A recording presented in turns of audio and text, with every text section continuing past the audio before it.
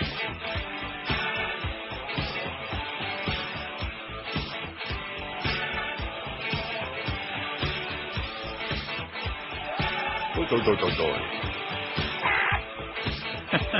Good morning, Mo.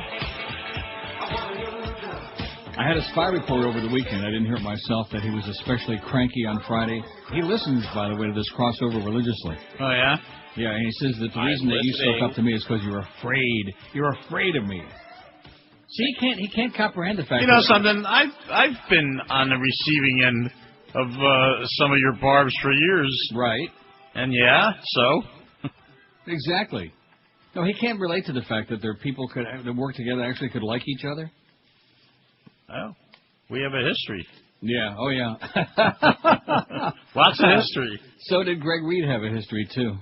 He is history. Yeah, thank God. Boy, is it different here. Yeah, I know. That's already. You know what's going on, right? Or what was going on this morning? What do you mean? They had the salespeople in. Oh, boy. And I didn't know we had any. Well, they're going to find out whether they do or not quickly. Mm-hmm. The new boss came in here at 8:30 this morning, said hello. You know, I'm at Woodbine on Saturday morning, which I had an amazing day, by the way. I made a phenomenal comeback. It's the first time in my life I ever hit 3,000 on the line twice in the same day. Pretty good. Yeah, so I wound up winning a couple grand. I ran out of there so fast, even Secretariat couldn't have beat me out the door. But at any rate, so I have my BlackBerry, and I get my emails on there, and I'm sitting at my machine, and the thing vibrates in my pocket, which is kind of fun. And I look, and there's an email from Joe Bell, our new GM. And he gave me more information in that one email, his home number, his shoe size, his every contact number. Yeah. Just a real nice email, and I emailed him back. And I got more information from him in that one email than I got from his predecessor in 8 years. We're having lunch this week. Are you really? Yeah. And I bet you won't be sushi either. No. Greg, you know what? Greg had a pretty good line the other day, actually. He said that place is probably going to go out of business with him leaving. Yeah, he said to me, that was one of his last comments to me, maybe we'll get together one day and go for lunch and have sushi. Oh, speaking of sushi, where do the networks, where do Fox and CBS find enough ignorant men, and I guess there must be millions and millions of them, to watch those pre- and post-game shows? I mean, that stuff has degenerated to a level that just, it's beyond idiocy, you know? All the yucking and slapping on the back, and are they fake arguing, and Bradshaw acting dumber than he really is, which is saying a lot. It's just, it's pathetic. Did you see Matthew McConaughey? Yeah. On with Bradshaw? Yeah. What was that all about? I don't know. I didn't think that was so bad. Why is that? I like McConaughey. He's very... Oh, I don't. No? No. Anything that Bradshaw's on has got to be for morons. Yeah, I'm not a Bradshaw guy. Oh, my God. But at any rate, so how about those Bucks, how they can't score any points? And like I told you, the Redskins aren't really that good. No, but they won. They won based on defense, based on that one fumble recovery run back for that. And the return. They also had the kick return. That's right. That changed the whole game. But they didn't have a game much different from the Giants offensively. The Giants, oh brother. But you know what? The Giants and the Redskins, if you watch their offenses, they were like out of the same cloth. Neither offense could do a thing. Yeah. The Giants were horrible. That was one of the worst games I think they've ever played. Eli Manning, man, he's just pathetic. Roethlisberger is the man. Huh? I like Roethlisberger. Maybe Eli's called. Well, that was a shame, though, for Cincinnati. They play such a great season. Palmer get hurt. The second play of the game, which he completes that long bomb and he gets injured on the second play of the game.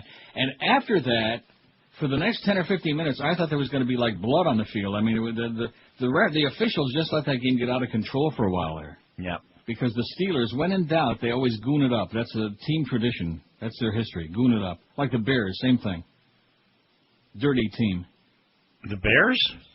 Oh, yeah, for years. They're tough. Yeah, but you know what? Butkus was a dirty player, I think. Right. That's what I'm telling you. He'd spit on guys. Really? Yeah. How about those Patriots? Huh? Let's not leave them out of the mix. Made it look easy. Boy, that was like a walkover. Yep. That was a joke. Well, we'll see what happens this week. They go to Denver. I wouldn't be surprised if they won again. See, Belichick does it again. I mean, he could never admit it, but he selected his first-round opponent. He knew they'd be a patsy, a walkover, and they did it. I agree. And now he lucked out. Now he gets to play Denver. Not that Denver isn't good, but who'd you rather play, the Colts or Denver in the second game? So he gets to play Denver, Pittsburgh. And, Pittsburgh could upset Indianapolis. In which case, they'd be home against Pittsburgh. There you go. And they already beat them once. Yep. So I rest my case. That would make a lot of people in South Florida very angry. We can't say 3-peat because Pat Riley will sue us. You know what they would start saying? The Dolphins beat them. Yeah, right. 3-peat. Did you know that he had where did I see that? Did you see the piece on that where he patented the term 3-peat when he's with the Lakers. And so now that if USC wanted to use it, which now they're not going to have to, but they have to pay him a royalty. What a guy. Go try and collect it. Now we know how he can slick down that hair. He's got money coming out of every pore in his body. That's true. Yeah. Mostly from Mickey. Mm-hmm. So. I think a lot of people have money from Mickey coming out that we don't know about. Who else? Like some of the anti-casino people. Ah. Yeah. Some of the people that try to put the kibosh on the slots. Yeah. Oh, yeah. Between the Bahamas, you know what's going on there. Well, when his father was alive, that was definitely the case. I'll never forget when Ted took off. The letter to the editor. Yeah. Remember the letter to the editor of the Herald about how gambling is evil and it's not good for kids and blah, blah, blah. Mm-hmm. And this guy's taking thousands of people out every day in the high seas to gamble. Right. $9 billion he took off to Israel to hide as a tax shelter. Remember that? Yeah, and you know what? He had to be there a certain number of years to be eligible to take all that money. And I think he died like 3 months before the deadline. I thought they kicked him out. Did he die? No, he died. Oh. No, he wasn't kicked out. Are you kidding? The money he gave there? I'll be damned. Probably Ariel Sharon ate up most of the profits. He was. There was a story. 60 Minutes ran a feature on that years ago, and in which they had 4. They called them legal tax cheats, and he was one. Ted Harrison was one of them. They went into 4 stories about guys who had managed to avoid paying taxes by either moving out of the country or some other means, and I think you were the 4th, in fact. Yeah. Just a joke. Mm-hmm. But anyway, Harrison was very prominent in that piece, and during one of my suspensions, Linda Robertson wrote a column, and in the column she said how irresponsible I was that I once referred to Ted Harrison as a tax cheat when he was one of the most generous guys in the history of this town. Well, right. I was quoting 60 Minutes, but why would the facts get in the way of what she wanted to write? Why would anybody take $9 billion to Israel to shelter it there so as not to avoid paying U.S. taxes? That would make him a tax cheat, would it? Well, it's legal, but still. Mm-hmm. That was what the story was. Anyway. Very sad. Yep. But nevertheless, larceny pays, unless, of course, you're a Republican these days. They're starting to catch up with them real good. But Mickey's been a good owner, a good franchise owner. Mm-hmm. Of all the guys who have owned teams in this town, you can't fault Mickey. I'd like to have been a fly on the wall in that meeting with him and Mayor Teeny Peeny there. Oh, yeah. Yeah, when he got to go ahead to build that arena. But you know what? He put up the advance money. Now he's going to get it back. But yeah, but the taxpayers have it's just like the taxpayers are going to pay it eventually. Right. But Mickey put it up in the first place. The taxpayers are going to pay forever, in perpetuity, for that building, for the White Elephant. I think we need to have. I don't think that one's the White Elephant. By the way, I don't know that building's a White Elephant. But not yet. The bad deal was made in Broward, where the commission was supposed to, you remember, was going to get money back over the years. Mm-hmm. The chances of them getting a dime out of that place are slim and none. I don't feel so bad about the Panthers' attendance. Oh, they actually won a game yesterday. It was a shootout, but they won a game against the girls' team. A road game at that. Yeah, against the little girls' team. I don't feel so bad about their attendance after watching some of these other games. My God, you watch a game when the Panthers played in New Jersey. If there were 1,500 people there, that's a lot. Maybe they counted the attendance. There was nobody there. There never is anybody in New Jersey, the Islanders. I mean, I don't understand how a lot of these franchises keep going. They're not drawing flies. There's nobody showing up. So if the Panthers are getting like 10, 12, 13,000 for real a game, that's so far this season, that's not that bad. It's been increasing somewhat. Not in the losing franchise places though. No, I'm talking about the Panthers. Oh, the Panthers, you mean? Yeah, going up a little well, bit. they had that nice hot streak there. That people in that market, they want to jump on the bandwagon. Well, in addition to which, you had the opponents like Montreal. You had like about 5,000 frogs in there for that game. So it gooses it up. I know. I could hear the sound of Rivet as I drove down here. Yeah, you could hear the sound of them chugging the Pepsis in there. Boy, those French Canadians, man. We got a big election coming up here in a couple of weeks. 2 weeks from today, the 23rd, eh? Ah. By the way, I didn't do bad this weekend either. Well, good for you. Had about a nice time. Oh, and Tom Jicka says hello. He's wanted you to know that he's leaving for California today. Is he really? For another... Goody gumdrop. That means we can look forward to reading a whole bunch of puff pieces on all the network shows. That's what he's there for. Uh-huh. Lazy guy. Very lazy. It's his job. It's not his job. His job is to write about TV and radio. He doesn't write about TV and radio. He writes puff pieces on network TV shows that suck. He doesn't write anything about local TV or radio. Maybe once a year. That's correct. Yeah. All the TV critics. In fact, wouldn't he have been the guy to write an article about Greg Reed leaving and about Joe Bell coming in and about changes? Wouldn't that have been his territory ordinarily if he's the TV radio guy? One would think. Sarney wrote it. Yeah, Sarney writes about 10 words about it, and then like in the Herald, Barry Jackass writes it. So the only radio coverage for anybody in the market is sports radio. Because if you're not a sports station, there's nobody else writing about radio, including, what's that guy at the Herald? What the hell? Kevin Bastard. He doesn't write that anymore. No. Now he's a baseball writer. Yeah. That seems to go with the territory. It's kind of like Mike Mayo in reverse. He used to be a sports guy, now he's like a newsy guy. A lot of guys did that. There are a lot of good newsy guys came out of sports. Oh, don't tell me Tony Cigaretto. No, I'm talking about writers. Oh. Remember Canberra Martian? Yes. One day he was the sports guy, and the next day he was a news anchor. Yeah, I don't know where he is. And one day Tony Cigaretto, for years, he was a silly sports guy, and then the next day he was a silly news anchor. And it just seems to go with the territory. There's a whole list of guys, starting with James Reston, who were sports writers and then became news columnists, and Sandy Grady with the Philadelphia Daily News, another one. I could just see on his tombstone, it might say, here's James ... Reston. Rest in peace? Oh, just Reston. No. That would be cute. You said tombstone. That's what brought me to rest in peace. Right. No, you were thinking about pizza, probably. Oh, don't start with the pizza. Oh, for me. I didn't even... I didn't even mention him today. Good. That's a good idea. He's really hostile toward everybody lately, from what I'm being told. Yeah. Psychotic. Well, you know, you and I have a long history of hating each other like poison, and probably we hate Mad Dog, too, and everybody else. We got... No? Huh? Not really. No. Just being sarcastic. I know. It's just my nature. I can't help myself. Just being sarcastic. Well, listen, have a great day today. Yeah, you too. Go Patriots. Weather's warming up a little bit here today. Is it really? Not too bad. We've had like an Indian fall or something. It's not bad at all here. Yeah. No snow. We had about a half inch of snow on Saturday. It's all gone. I have to tell you one quick thing. I dropped somebody off at the Hard Rock Saturday night. A friend of mine's from out of town, and I had dinner with him, and I took him over there, dropped him off. Shame on you. That place, my God. Just packed. Packed. Right. You can't get in the place. You can't leave somebody off at the hotel. I mean, it is just... And you wonder why they were so vehemently putting all those ads on there behind the scenes, trying to keep the slots out of the pari-mutuels? Well, that Gulfstream thing is moving right along. I'm just wondering how long after the pari-mutuels start with their own slots, how long before the Indians change for the whole thing. Sure. Well, I mean, once at least in Broward anyway, the Hard Rock, they'll be able to put in real slots because I'm not talking about just slots. They're going to go for the whole full casino. I know, Class 3 gambling. Yep.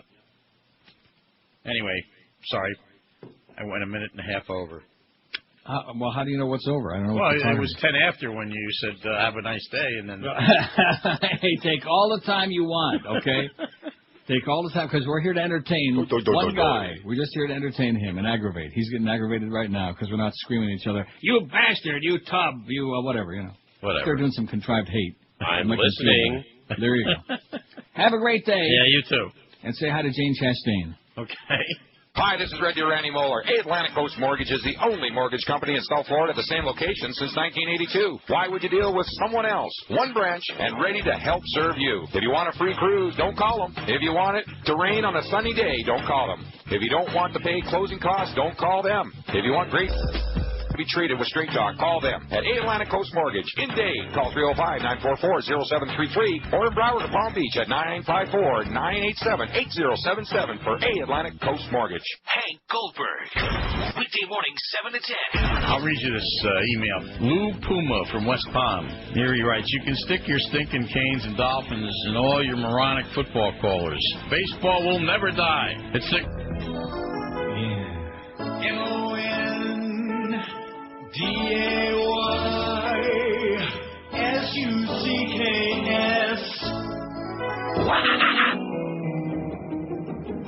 Yes, Mohammed. It's Tuesday, Seth Blatter. There isn't Wednesday. I don't know. It's the Katzenheimers again. So today, we're not going to talk about anything that happened on the show that preceded me. So don't be calling me here and calling me Mo. The name ain't Mo. Understand? It's Mo Howard and David. Now, on with the droning moronics of sports. Do we have that actuality queued up? Go ahead. Everybody in the organization gave 100% after spending the evening with transvestite hookers and said, give me the ball, give me the ball, give me the ball, give me the ball, give me the ball, give me the ball, give me the ball, give me the ball. Okay, joining us here on the phone, we got Peter King. Peter King. You know Peter King. He's famous. Sports royalty, I tell you. What do you say there, Pete? Who is this? You got the wrong king. Who are you? Tonight, I'm Larry King. 30,000 dead women and children. We're approaching 3,000 dead troops in Iraq. No one can afford to drive. And the president is having someone read your email to him. So joining me tonight will be the remains of Hermione Gingold. That wasn't Peter King. I know. I'm sorry. Got him now. Yeah, right. This you, Pete? No. Who's this? Stephen King. Oh, Stephen King, huh? Well, you don't scare me. I don't, huh? No. Boo. Help! Get me off this chandelier! Why did you put a chandelier in the studio in the first place? I wanted the place to look more like Leonard's engraving. Now get me off of here! Looks like I don't have to. 10:14 at 560 WQM. Happy Monday to you. Look for the QM van right now at the Shell Station at Northwest 25th Street, 87th Avenue, Doral. Stop by to pick up movie passes to watch the premiere of Glory Road at the Dolphin Mall tomorrow. The van will be there till the passes run out, till you pass out. Northwest 25th, 87th Ave. Glory Road. What's that We're about? looking for Glory Hole. I knew it was coming. What is that about, Glory Road? That is the new basketball movie. It's about the coach who fielded the first 5 black starters in the NCAA. And now look what happened. It's a glory story. I see. Glory. 10:15 at WQAM. By the way, Todd Dreck was in there this morning, and that was you heard that exchange? That's my new attitude for the new year. Whatever. That's correct. Hey, if you folks are in a dead-end job, maybe you're underpaid. If your New Year's resolution is a high-paying career, please act now. Pick up the phone and call Fast Train, toll-free at 1-866-FAST-TRAIN. Fast Train will get you trained and ready for your new high-paying career in just a few short months. That's correct.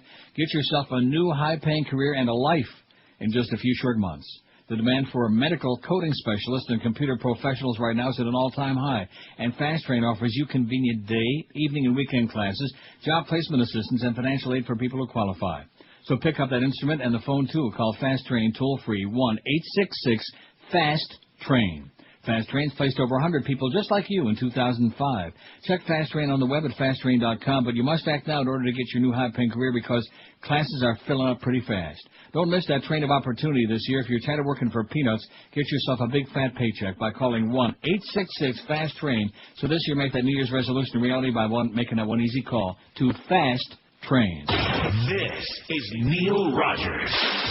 This is 560 QAM. Oh, God, Neil. She has gone militant. She has put on a veil and strapped on some explosives and is looking for some place to detonate it. Rattel Toys introduces to you Jihad Barbie. Jihad Barbie comes with her own Toyota pickup truck, which she is not allowed to be driving. Several traditional burkas and the plans to blow up an embassy or outdoor market. You are making the choice. Jihad Barbie comes complete with detonating device. They may or may not work, just like the real ones. So Get Jihad Barbie today and start planning your own jihad. Jihad Barbie, on sale at all Baghdad toy stores now, just in time for the infidel holiday season. Got some great news just now on my email. Yes. Izzy is still alive. All right. Is he? Izzy. My handyman, is he still alive? Quadruple bypass, but he's still alive. Oh. Called this morning. Got to take it easy for a few weeks. Lay off the beer, Izzy. That's my best suggestion. Lay off the booze before we have your liver for lunch. At any rate, in addition to which, I got to keep him alive because I already paid him to finish my fence. That's right. Ain't going to get that money back. That's for sure. Well, people have a habit of doing things just out of spite like that. You give them the money up front and then they croak on you. That would be kind of bad, like it Cut the crap, Izzy, okay? Anyway, a man who called a Liverpool radio station to take part in a live phone-in show died while he was on the air. Isn't that something? Oh, by the way, Howard Stern's on Sirius. Huh? Oh, I didn't know. Do you have any idea? I mean, even with all this hype, and you got to tip your hat to him, even if you can't stand his show. You got to, I mean, he was on everywhere. He was on the gambling channel. He was on Nightline.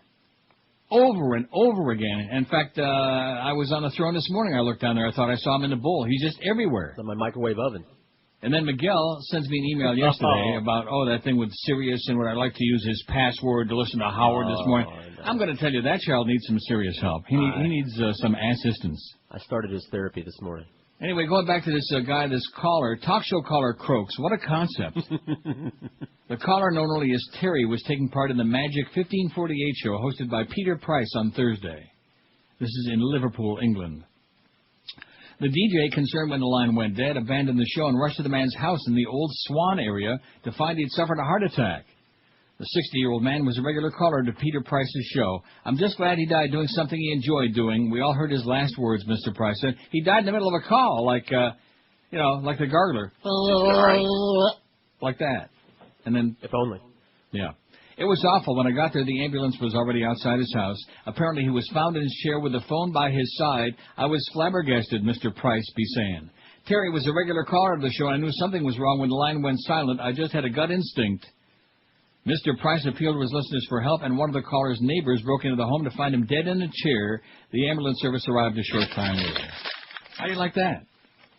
His last words were... I'm dying over here. Probably with a British accent. Speaking of that, boy, I'll tell you, everybody out there better watch your health. You better watch it, because everybody seems to be croaking these days. Oh, they just decided to put Ariel back into a coma. I'm not making that up. Did you see that? No, I missed it. No, they brought him out of the coma, and he asked for like 16 bagels with lox and cream cheese. No, the serious part is they just decided to put him back into a coma. Where he'll be safe. Where the rest of the world will be safe. Anyway, speaking of dangerous people who are fat, Vice President Cheney hospitalized with shortness of breath. Oh, boy, let's all pray. Vice President Dick Cheney was taken to George Washington Hospital early this morning, experienced shortness of breath. Cheney's spokeswoman, Leah Ann McBride, said Cheney was rushed to the hospital at 3 o'clock this morning.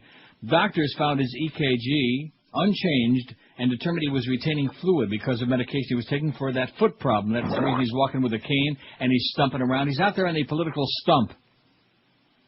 Cheney, who has a long history of heart problems and as a pacemaker, was placed on a diuretic at the hospital. They're squeezing the water out of him like a sponge. McBride said the vice president was expected to be released from the hospital later today. A foot ailment forced Cheney to use a cane on Friday. It said the foot condition was not related to surgery last September to repair aneurysms behind both knees or his lengthy history of heart problems. He's had 4 heart attacks, quadruple bypass. Hey, quadruple bypass, is he? 2 artery-clearing angioplasties and a partridge in a pear tree. And also an operation to implant a special pacemaker in his chest in place of a heart, which he don't have one. A side effect of some anti-inflammatory medication is fluid retention, which can cause swelling and shortness of breath. Maybe he was reading some of his wife's steamy lesbian novels, you think? Yeah, that'd do it for me. Got him all worked up. Maybe that was it. Well, we had a couple of lines ringing there for just a second. I thought maybe we were going to have like a couple of callers die on the air for us. That would have been good.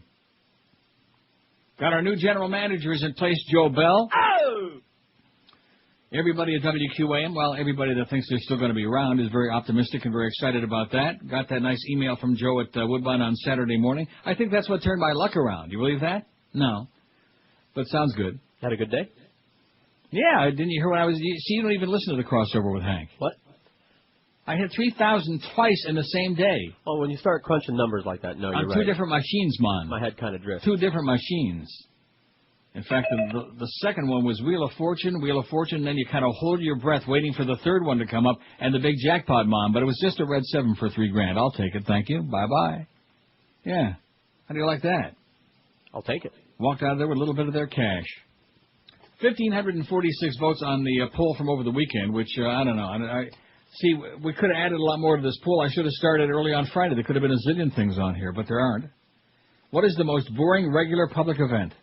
State of the Union address, 416. Is that coming up pretty soon? Yes.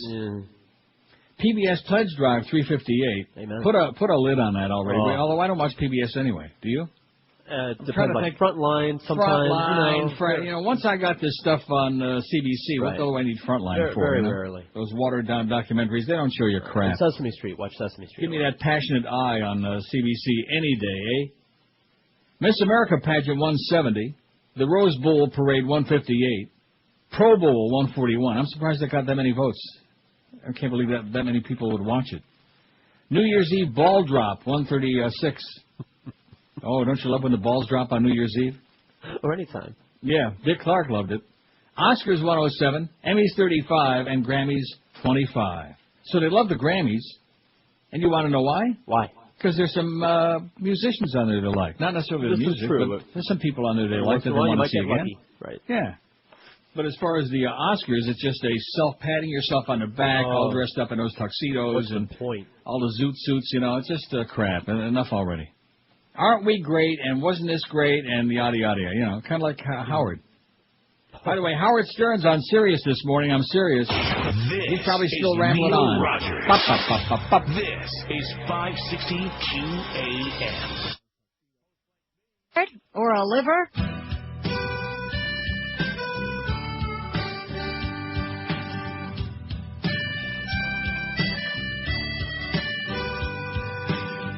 He had a stint in up and win.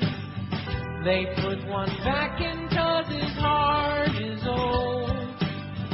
The doctors called it a heart event, but now we really know his heart is old.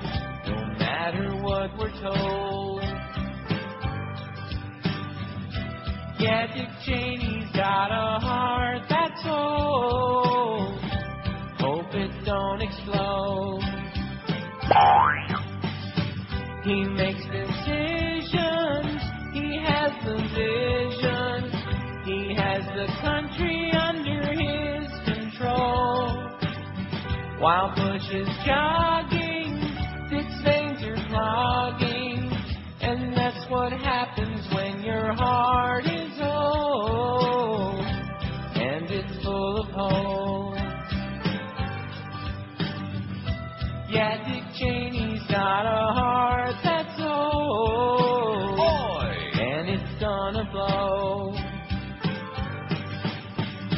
He'll keep on working till his heart is cold. He'll keep pretending that his heart ain't old, but it's really old. I'm dying over here. Okay, now if the vice president should croak, I wonder what Pat Robertson's going to say about that. What's God going to be smiting him for? Where do we start? Well, but Pat Robertson being one of those right-wing acolytes. Oh, maybe the devil, the Satan did it. Speaking of dead people, by the way, 2 suicide car bombs exploded outside Iraq's heavily guarded interior ministry in Baghdad today, killing at least 20, wounding more than 25, and 12 Americans were killed when a UH-60 Black Hawk helicopter crashed in Iraq early yesterday. The people there now are like Iraqis and Americans alike, dying in chunks. A dozen over here, 20 over there, 50 over here, et cetera, and so on. Not to mention the ones, of course, who are losing like limbs and eyes and all of these things. Like so many weeds or bugs. Yeah. 5670560, pound 560 in the Verizon and Singular wireless lines. I can see it's going to be a real active Monday today. Look at that phone, man. Can't you feel it? Can you almost smell it? I think it's because Todd Dreck was in that studio. People are running. Maybe we can get some spy reports on Stern's first day on Sirius. Do you think any of our South Florida people have it besides Miguel? it's entirely possible. Although he didn't listen, ironically. After well, isn't that interesting? Yeah. He's trying to get me to listen, Right. which I had no interest in hearing it. Yeah, he doesn't want to hear Howard. He just wants you to so that you can say something about it. Oh, I see. Well, maybe some of our audience has heard it, or maybe Howard's brothers out there wants to give us a spy report. You see, with all the publicity going along with it, the fact that he's only got 3 million subscribers, if every single one of those who subscribe to Sirius, which I have a feeling not all of them are Stern people, but if every single one of them were listening to him, his audience is a fraction of what it used to be. Mm-hmm. You know, when you're on regular so-called old-fashioned terrestrial radio in New York and L.A. and Chicago and Detroit and all the major markets, and all of a sudden it's dependent on people paying, subscribing $13 or $14 a month, you're down to like a fraction of what you used to have. But then again, he's pouring a lot of money into his pocket, and so is Don Buchwald, and they're having a good time with it. WQAM, hello. QAM. Neil. Yes. I haven't had a chance to listen like all last week, but I'm sure that you've already touched on it about fat-ass Governor Bush going to force that bill through to give public money to these private schools. Yeah.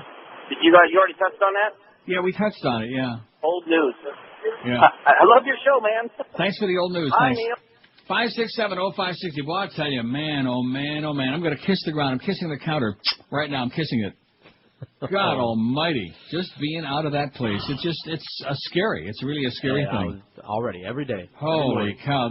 That town needs a gigantic blueberry enema. Make no mistake about it. And even that wouldn't help. Remember that Fats Domino song, I Found My Thrill? Yeah, I remember. With that long blueberry tube. WQAM, hello. Yeah, hold on, Neil. Let me turn you off. And Neil! Yes. How you doing? That was quite a project, yeah. Perfect. Must Yeah, have right. pliers on it. Yeah. Hey, first off, I wanted to say the Burl Ives apricot scrub, fantastic. Okay. I love it, but I still use my hand. I don't use a washcloth or Whatever you like. Whatever does it for you. Second off, what a shame about Dick Cheney. I'm crying as we speak. Uh-huh. Second off, I he's want to know back. if He's back anyone- out now. Don't worry about him. He's back out. When you're as evil and hateful as him, they don't keep you in there too long. Well, and you know what? I start to wonder maybe they just wanted to give him some sympathy. Get people feeling sympathetic for the... Moving right along. Yeah, moving right along, I want to know, what's the guy in Israel who's sick? Moishi Puppet. Heine Manouche. A.B. Ishkabibble. WQAM, hello.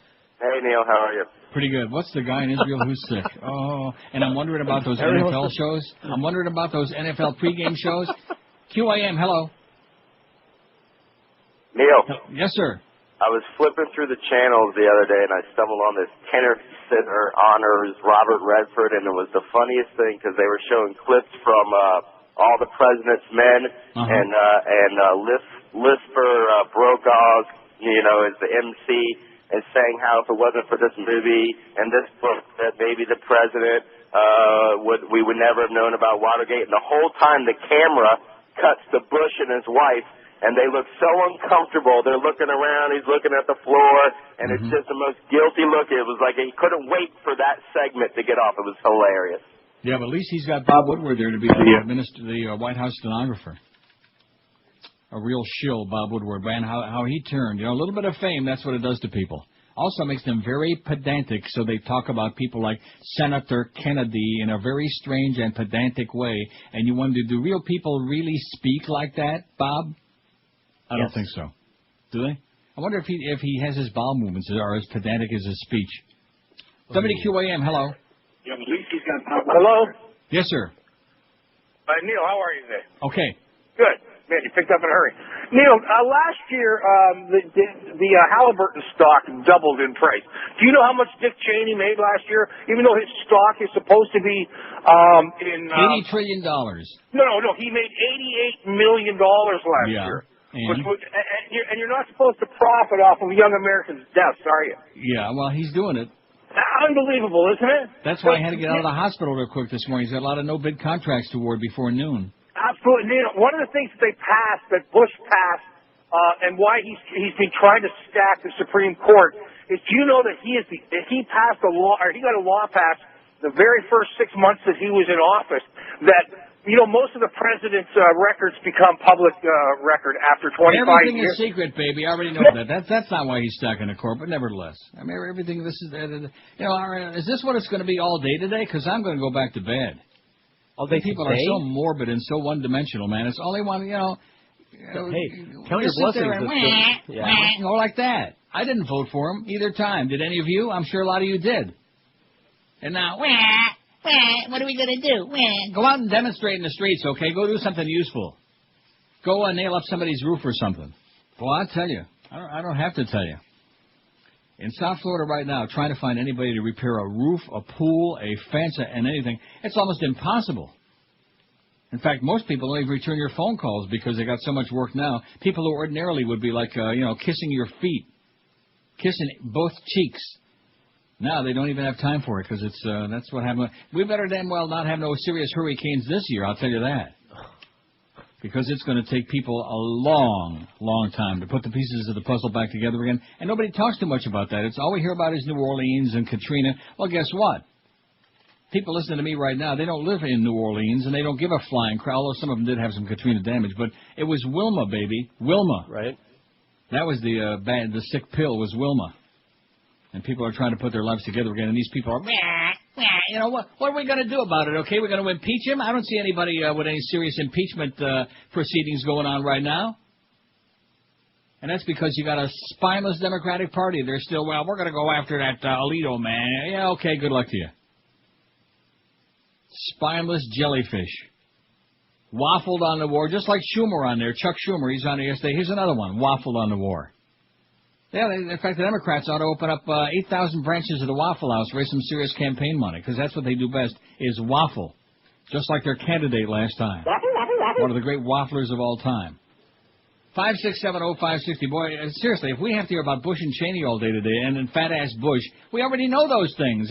It's called restating the obvious, man. I might not even read these damn articles here. I got some damn good articles. Pakistan, Saudi Arabia, 9/11. How much did the Bush administration know? All of it. The death of freedom, the rights of ordinary people to speak out against an unjust war, and atrocities unleashed in their name are being crushed. Fascism is at the door. Who else will fight it? How do you like that? Gambling boats that sail from Miami. I might just Schmidt can all of these damn stories. In favor of some of these great calls? In favor of a whole bunch of these calls. All right. Oh, my God. And who just sent this to me? It's all the same stuff. It's all the same stuff. Call up Randy, okay? Turn on Scare America. You people are driving me nuts. They want us to go back to the same old... I'm not doing it, man. After all these years of getting away from that crap. It's the right against the left. It's Maury Pupik against Connie Chink. It's bada-boop. No wonder Rita Cosby's on the air. It's you people's fault. Not to mention that crap on the NFL. If I have to see James Brown and his band of renown and stinking Terry Bradshaw, dumber than sawdust, and that other bunch of silly Howie Long, oh, God, just... and why did I watch it? That's a good question, because I never watched that stuff. I watched it because the game, I had no idea what the time the game was starting. Yeah, there was nothing else on at the time. Yeah. I mean, give me a break. How could there be millions of men, it's all men, of course, watching that crap, stupid enough to watch that garbage? Because it appeals to intellect, so like the guy that called the first caller. What's that guy that's sick in Israel? Moishi Pupik, that's the guy's name, okay? Moishi Pupik. Jaime Schmendrick. Yeah, right. See, even Goyim like George know all the Jew names. Jaime Schmendrick, I like him a lot. Sam Schmegegi, he's another one of my favorites. Hey, that's my dentist. Yeah. Oh, yours too, huh? Look for the QAM van right now at the Shell Station at Northwest 25th Street and 87th Avenue in Doral. Stop by and pick up movie passes to watch the premiere of Glory Road tomorrow at the Dolphin Mall.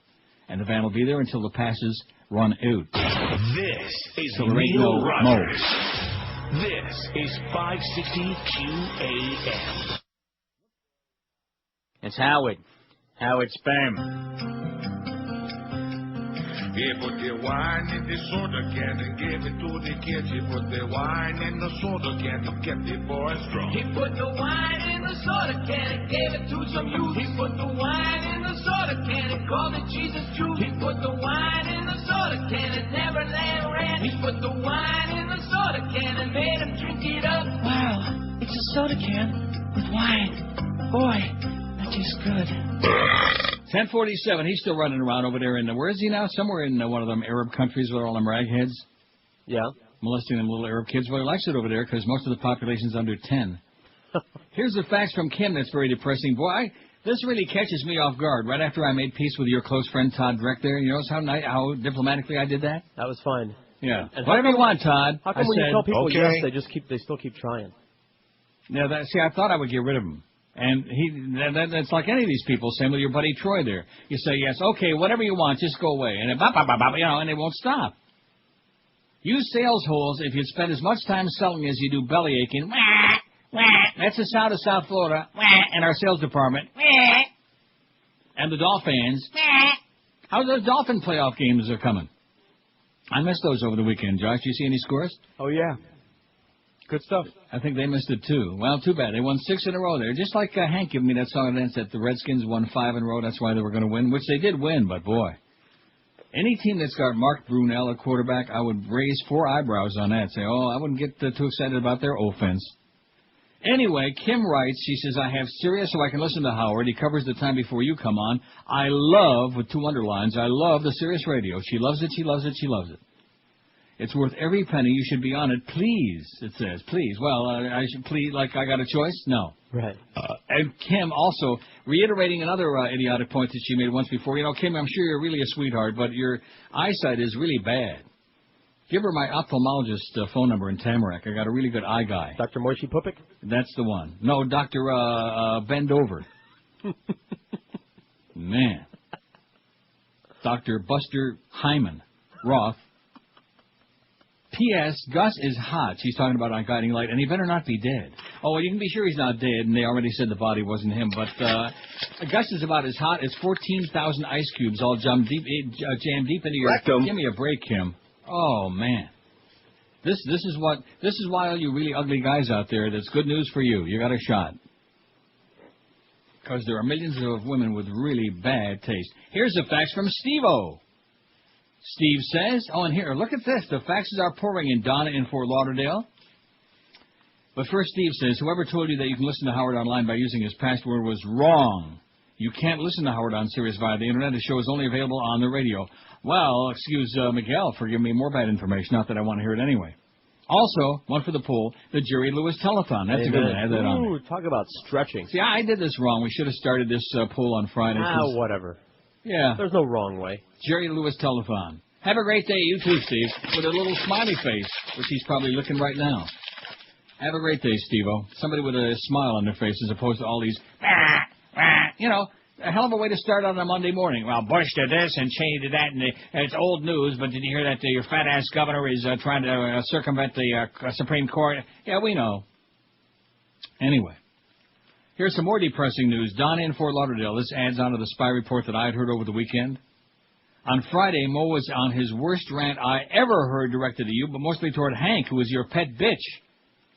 According to Mo, you two just kiss up to each other, and Friday's crossover, I'm listening, really got his goat or muskrat. That little drop-in you keep playing? Which one? I'm listening. I'm listening. Oh. That one. No, that's not the one. Oh, they're right next to each other. After he got done putting you two down, he went on to poo-poo the trip the station's sponsoring to the Bahamas to play golf with Hank. I didn't even know we were sponsoring a trip to the Bahamas to play golf with the Humper. Did you? I didn't know. Josh, do you know about that? I did not. Oh. First, he said Hank needs to take a lot of balls because he'll keep hitting them into the water.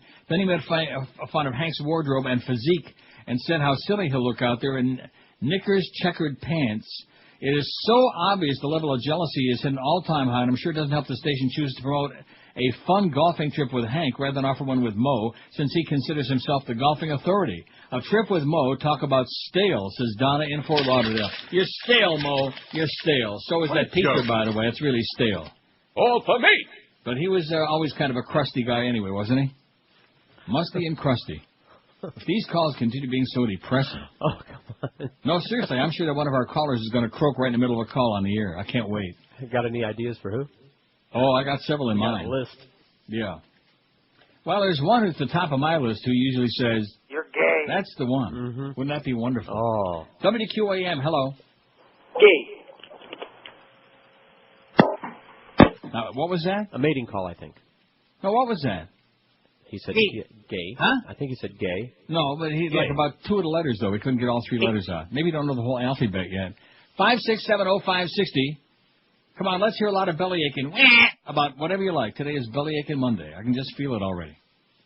I'd be much more concerned about putting my house back together again, and my pool, and my fence, and my roof, and my life, and my flooring, and all of that stuff, which most people in South Florida right now are having a bitch of a time. Speaking of bitch.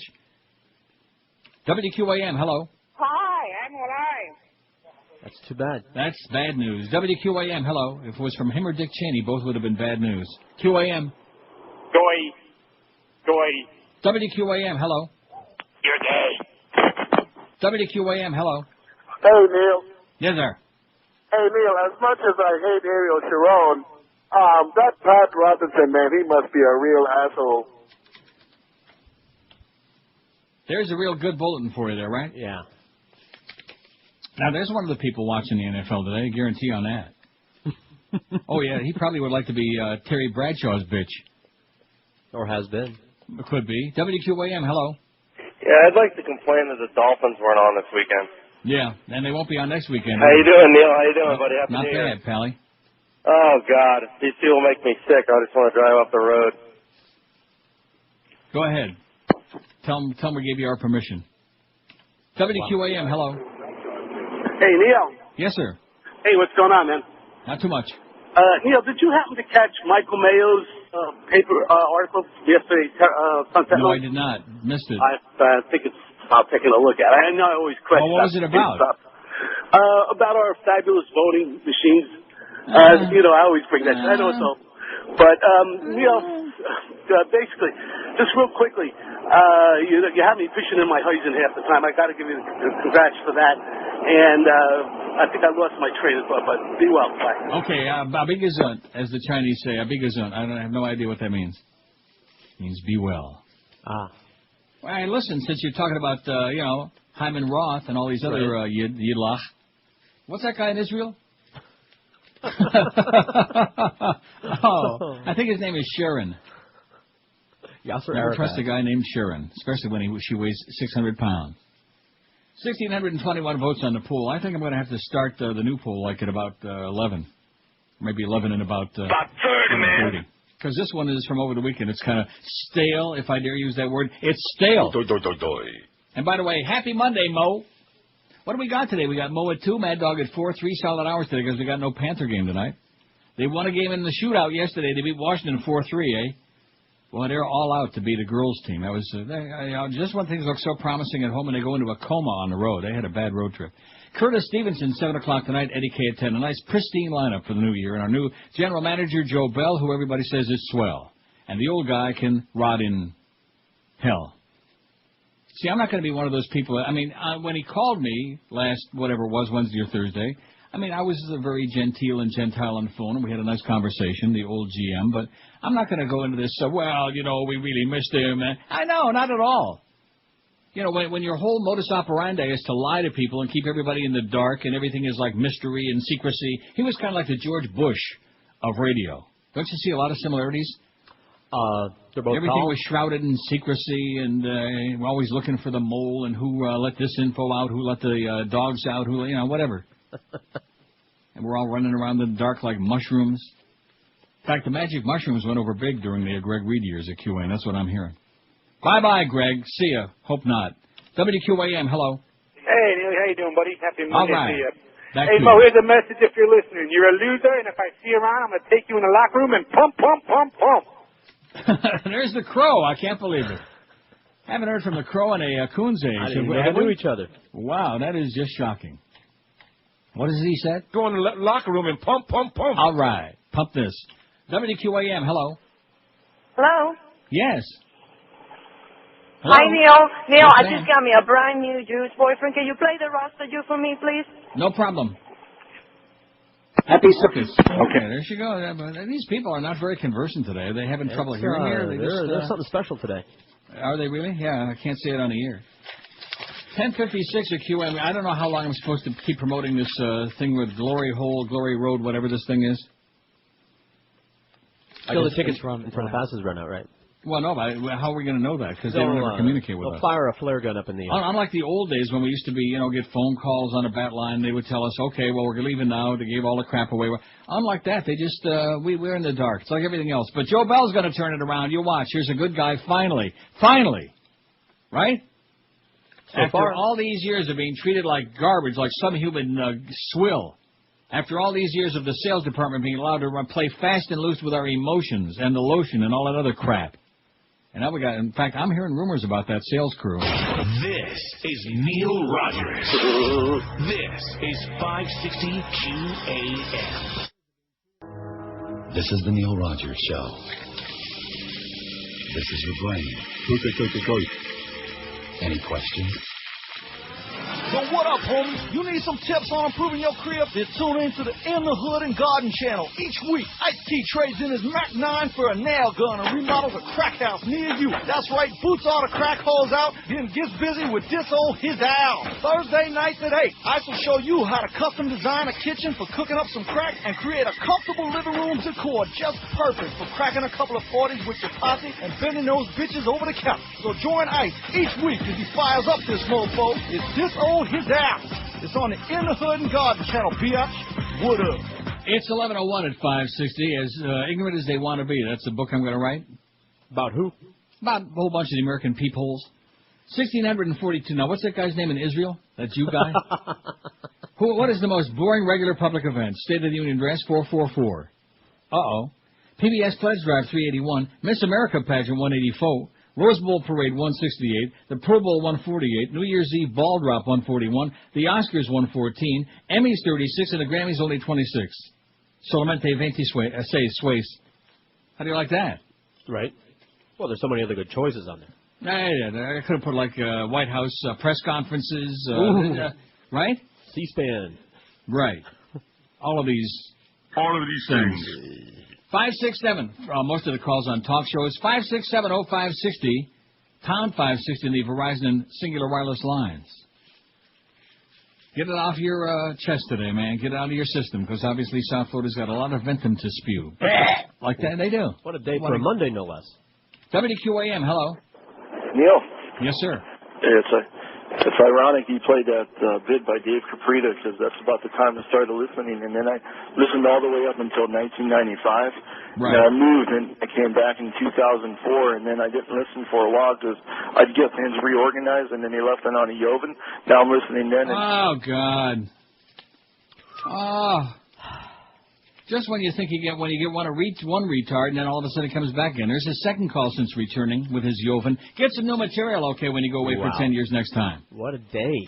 Oh, my God. Now, there's a guy that we would hope would croak on the air. Uh-huh. Jovan my ass. How do you do that? 567-0560, pound 560 in the Verizon and Singular Wireless lines. Man, oh, man, what a vast wasteland. Just pathetic. WQAM, hello. Not there. QAM, hello. QAM.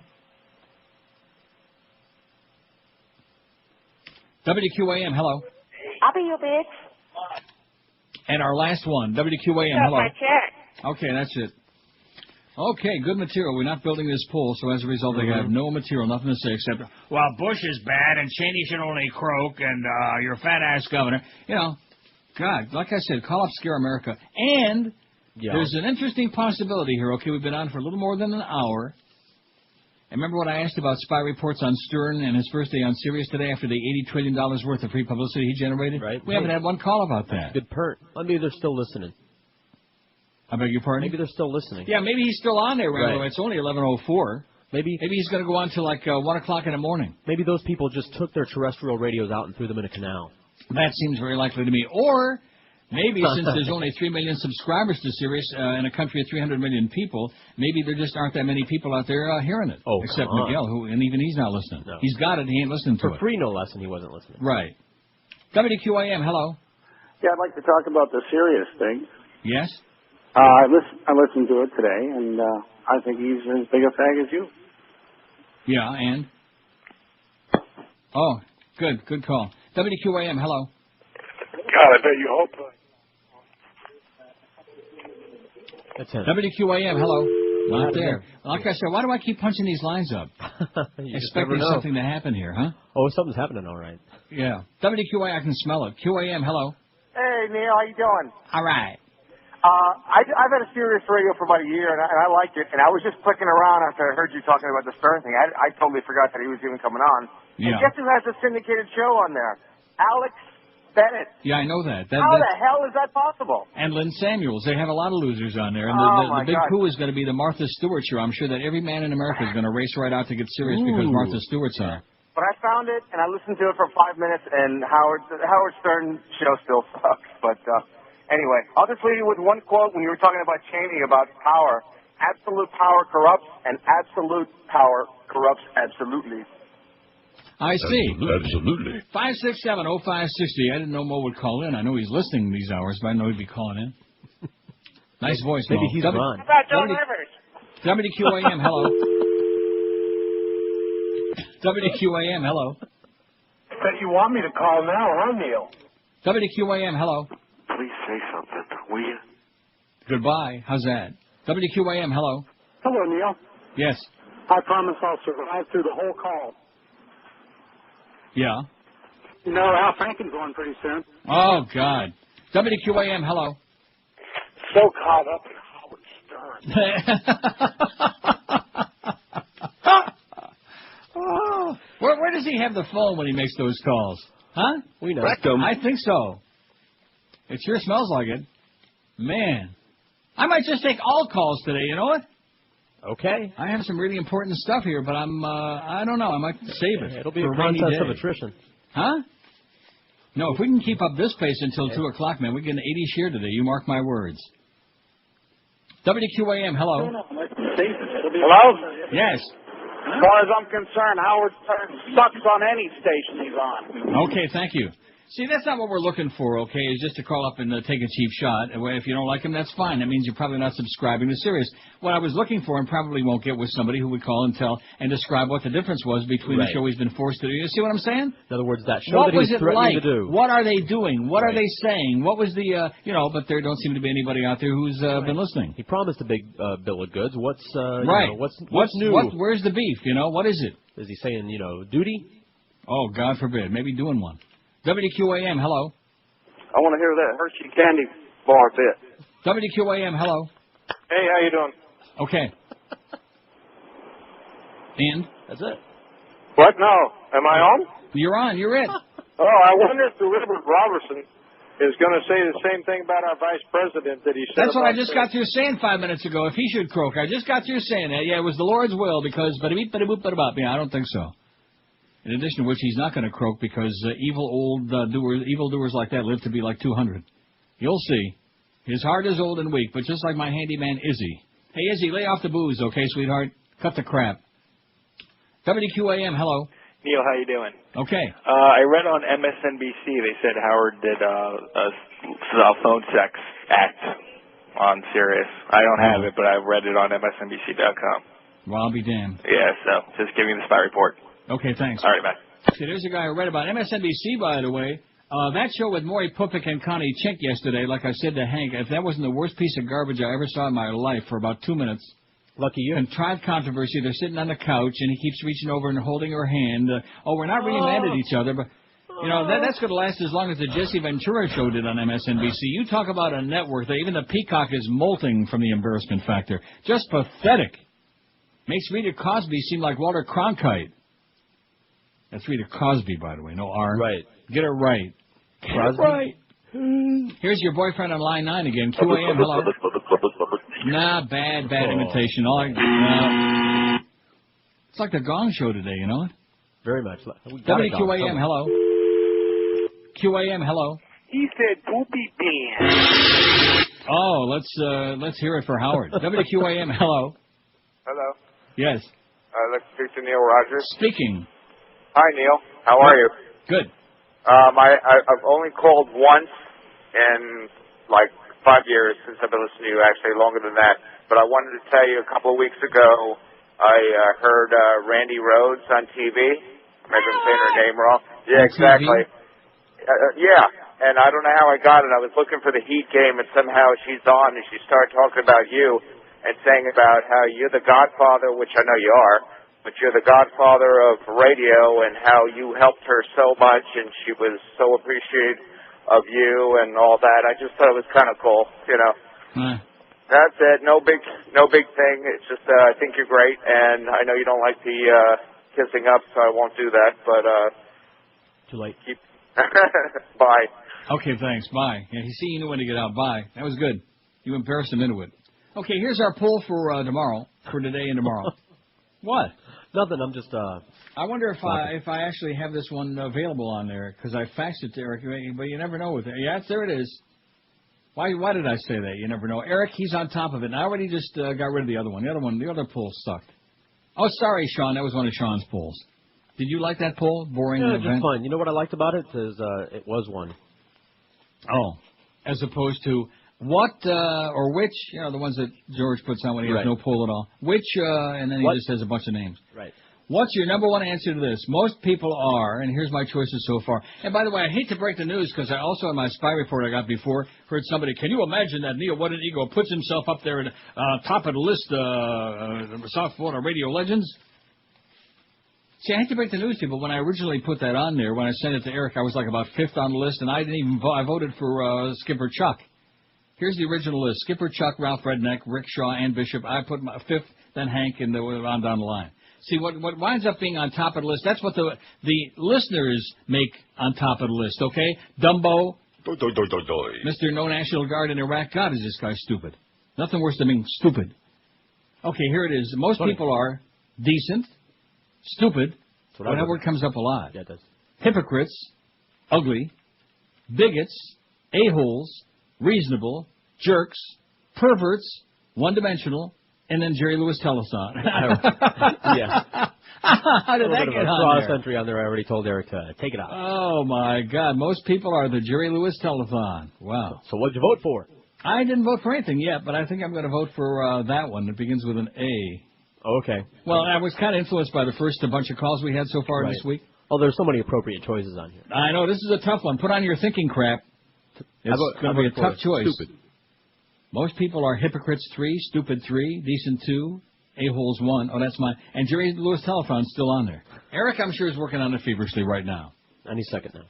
Any second something's going to pop. 12 minutes after 11 at 560 WQM. Resolve yourself to a better night's sleep in 2006 by making one easy call right now, 1-800-MATTRESS. Nothing has got a bigger impact on your daily health, well-being, and productivity than a good night's sleep. And you can get a great night's sleep as soon as tonight if you make that call to dial a mattress right now, 1-800-MATTRESS. If your mattress is more than 10 years old or it's noticeably sagging or lumpy, time for a new one. Choose from the complete line of all the top names in the mattress business. No off-brands that nobody ever heard of before, but only the big names like Sealy and Serta, Simmons, King Coil, Tempur-Pedic, Stearns & Bananas Foster, all the great mattresses that you'd love to stick your ass on. Dial a Mattress takes same-day orders all day long from Kendall to Stewart, from Palm Beach to Fort Myers. And like always, you get to pick the date and 2-hour delivery window when you want your mattress delivered, when you're going to be home, when it's convenient for you, and they show up on time 99.7% of the time. I've been using them for years, as have most of the QAMers, and I know you'll be a happy customer, too. Just make one easy call. That's all it takes. So start the new year off with a great new mattress from Dial a Mattress. Pick up that phone right now and call them toll-free at 1-800-MATTRESS, or on the Wicked Web, log on to mattress.com. Dial a Mattress, 1-800-MATTRES. Leave off the last S because it stands for Stupendous Savings. This is Neil Rogers. This is 560 QAM. Pizza, triple thick, triple cheese, triple heart bypass. It's a coronary on a crust. Triple decker pizza. Heart monitor sold separately. This is one of the weakest, most baseless indictments in American history. It's a charge that cannot hold up even under the most glancing scrutiny. Way down in that D.C. town, the first thing they said was comments not allowed. Funneling campaign finances, we've heard enough, but you still think it innocent. We call your bluff. Poor old Tom DeLay. It was that guy Tom DeLay who sent the corporate donations to the candidates. If convicted, they will lock poor Tom away. Got in a little Washington jam. Now there's trouble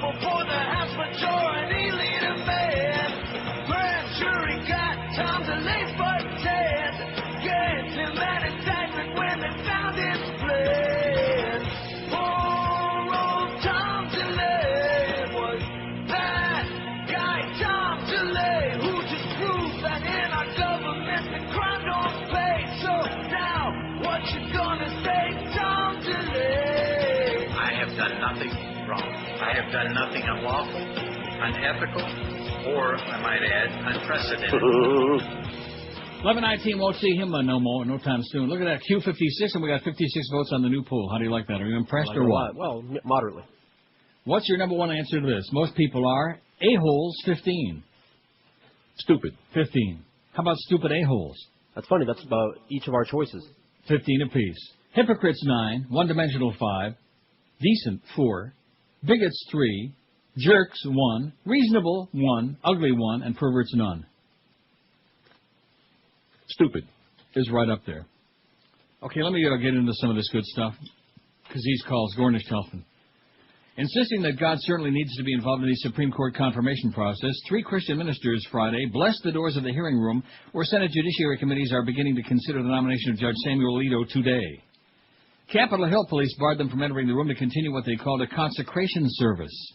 But in a bit of one-upsmanship, the 3 announced they had let themselves in a day earlier, touching holy oil to the seats where Judge Alito, the senators, witnesses, Senate staffers, and the press will sit, and praying for each of the 13 committee members by name. We did adequately apply oil to all the seats, said the Reverend Rob Schneck, who identified himself as, that's why it's kind of a slippery ride there for Judge Alito. Don't fall off. He's going to keep slipping on the flow. Reverend Rob Schneck, who identified himself as an evangelical Christian and president of the National Clergy Council in Washington. Reverend Shank, I keep saying Schneck, rhymes with Dreck. Reverend Shank called the consecration service to kick off in a series of prayer meetings that will continue throughout the confirmation hearing. Capitol Hill police said they weren't aware that the 3 had entered the hearing room earlier, but added that the hearing rooms typically aren't locked because they're not of interest to anybody. Lieutenant Dominic Costa said the Judiciary Committee room will be swept for bombs and perhaps for electric bugging equipment before the hearing begins. The 3 ministers insisted they weren't taking sides in the Alito debate. This is not a pro-Alito prayer, insisted the Reverend Patrick Mahoney, a real lunatic, director of the Christian Defense Coalition, a real fetus hugger. You know him? One of Mr. Ego's buddies. I know him well. With abortion, public prayer, gay marriage, and right to life issues among those topping public debate, God is interested in what goes on in the nomination hearing, Reverend Shank said. The 2 men, along with Grace Nwachuku, general manager of a group called Faith and Action, read 3 psalms outside the committee room, knelt to say the Lord's Prayer, and marked a cross on oil on the committee door before leaving. Reverend Shank said he and the Reverend Mahoney had blessed the same room before hearings for Chief Justice John Roberts last year, and then the hearing went very, very well. The Lord took care of them, okay? The Lord, just like the Lord took care of all of them. You know, I saw some of that crap, which I'm trying to avoid that because they're still whipped up into a frenzy about the coal miners. Yes. But I saw some of that crap where they came up with the erroneous information that they were all still alive. Oh, praise Jesus and praise God, and God answered our prayer, And then all of a sudden, like 3 hours later, that gosh dang it, stuff. Mm-hmm. We're all good Christians here, but we're starting to lose our faith. Let's see. Here's a fax that says, didn't listen myself, but $13 a month is one thing. Having to buy all new radios at $100 plus, forget it. What does that mean? In other words, it's not just $13 a month. You got to get the radio everywhere you want to listen to your radio. One for your car or that little portable doohickey. Sure, you have to buy the equipment. Well, Howard Wright, who writes for the Chicago Tribune, writes today. Thanks, whoever faxed this in, by the way. Mm-hmm. Howard Stern, uncensored, uninteresting. How do you like that? Uncensored and uninteresting. If there's a 4-letter word or outrageous sex act that didn't get mentioned in Howard Stern's new satellite radio show, it wasn't for lack of trying, writes Howard. Words that once were bleeped on Stern's terrestrial radio program, previously broadcast in Chicago and WCKG, flowed uninterrupted on Howard 101, the Sirius satellite frequency that's airing Stern's reincarnated show. And though it's true the triple X-rated comedy bits and salty on-air patter didn't wholly define the program, the show unquestionably plunged more deeply than ever into material that many listeners would consider obscene. On purely comedic terms, however, the satellite debut proved surprisingly flat, the program unfolding more as a promotion of Stern's latest venture than as a, what does that say? Something radio show? I can't read that word. This is a bad fax. As a something radio show? B-O... whatever. B-O. After opening with several minutes of technical difficulties, including microphones that produced piercing feedback. Now, wouldn't you think that Mel Karmazin and all them people over there could do better than that? With all that big money they got? All those millions and millions, wouldn't you think that they'd be serious? I mean, the one thing to understand, us with our technical difficulties, but at least our microphone ain't feeding back yet. Stern and his longtime cast clearly struggled to find something interesting to discuss. Is that on the first day? Oh, no. The initial repartee sounded spare, slow, and stumbling, a palpable letdown that even Stern seemed to acknowledge. I hyped this thing so much it could never ever live up to anyone's expectations, said Stern, who at his best is proven capable of brilliant satire and shrewd political commentary. Before long, he was playing unedited excerpts of the salacious voicemail messages that TV personality Pat O'Brien infamously left on a woman's voicemail last year, causing a mini-scandal, aired ribald prank phone calls, and played a bit in which an impersonator of David Letterman, dubbed Evil Dave, described a series of sex fantasies in remarkable detail. Neither the patter of the show's new announcer, George Takei, who was Mr. Sulu on the original Star Trek, is that how you say it? I have no idea. I have no idea. Nor Stern's fake announcement that he had gotten married, quickly retracted, offered much more than a chuckle. Kind of like that. Oh, yet this was just day one of the program, and Stern will have plenty of time which to find his voice in a new setting. Judging by the opening installment, he'll need it. Oh, man. Wow. That sounds like a shot to me. But then again, what do I know? Right. So far, we've had not a single spy report from anybody out there, not one. You know, just people that don't like Howard. I heard 2 minutes of it, and he's always sucked, and he still sucks. Well, what's that, you know? First of all, if you didn't like him in the first place, what are you doing listening to it? Right. While I was doing my research, you know, I was, all that crap. Not buying it. Just like these people. I listen to Rush because I want to hear what the other side is saying. Look for the QM van. I guess they still haven't given away those damn movie passes. I reckon. Look for the QM van at the Shell Station at Northwest 25th Street and 87th Ave in Doral. Stop by to pick up movie passes to watch the premiere of Glory Road tomorrow at the Dolphin Mall. Free movie passes, baby. The van will be there till the passes pass out, or they do. One or the other. Evidently, not too many people want those, or maybe everybody's on serious. No, maybe we're done today. Maybe nobody told us, because look at these calls so far. Maybe we're finished now that terrestrial radio is out of business. We're done. And things were going to be so good with Joe Bell in charge, too. You know, and you guys are moving to another building. That's right. Which was a really big secret until like about 2 minutes ago. So that Joe can oversee KISS and QAM and the whole day. Plus, the lease in that building is ending. Boy, you're going to miss those schmutzy walls, I'll tell you that. No, I won't. And they're really fancy carpeting. Speaking of carpeting, Dry Concepts is the best in the universe, and they want to make your life a lot easier. During the month of January, Dry Concepts is encouraging everybody to take advantage of their outstanding maintenance contract. Dry Concepts maintenance contract offers you savings and real peace of mind. Enjoy the benefits of their planned carpet cleaning dry cleaning service. Not only will you save 50% off their regular prices, but you'll also enjoy the added benefit of knowing that Dry Concepts will be there when you need them. Use them one time, you'll understand why I've used them for over 20 years, because they're the best. They do a phenomenal job for you. Dry Concepts is dedicated to the clean carpet approach rather than the common clean, dirty carpet approach. Don't be fooled by all those $19.95 specials that leave your carpets soaked for days on end without treating the problems. You made a big investment in those carpets, your upholstery and drapery, so let Dry Concepts protect that investment. Dry Concepts professional staff is fully certified in their service and standard unmatched anywhere in the universe. So take the way out of having your home sanitized all year long with Dry Concepts maintenance program. Call today toll-free in Dade, Broward, and the Palm Beaches, 1-800-248-5071. That's 1-800-248-5071, or on the wicked web, it's dryconcepts.com. This is Neil Rogers. This is 560 QAM. Hold it.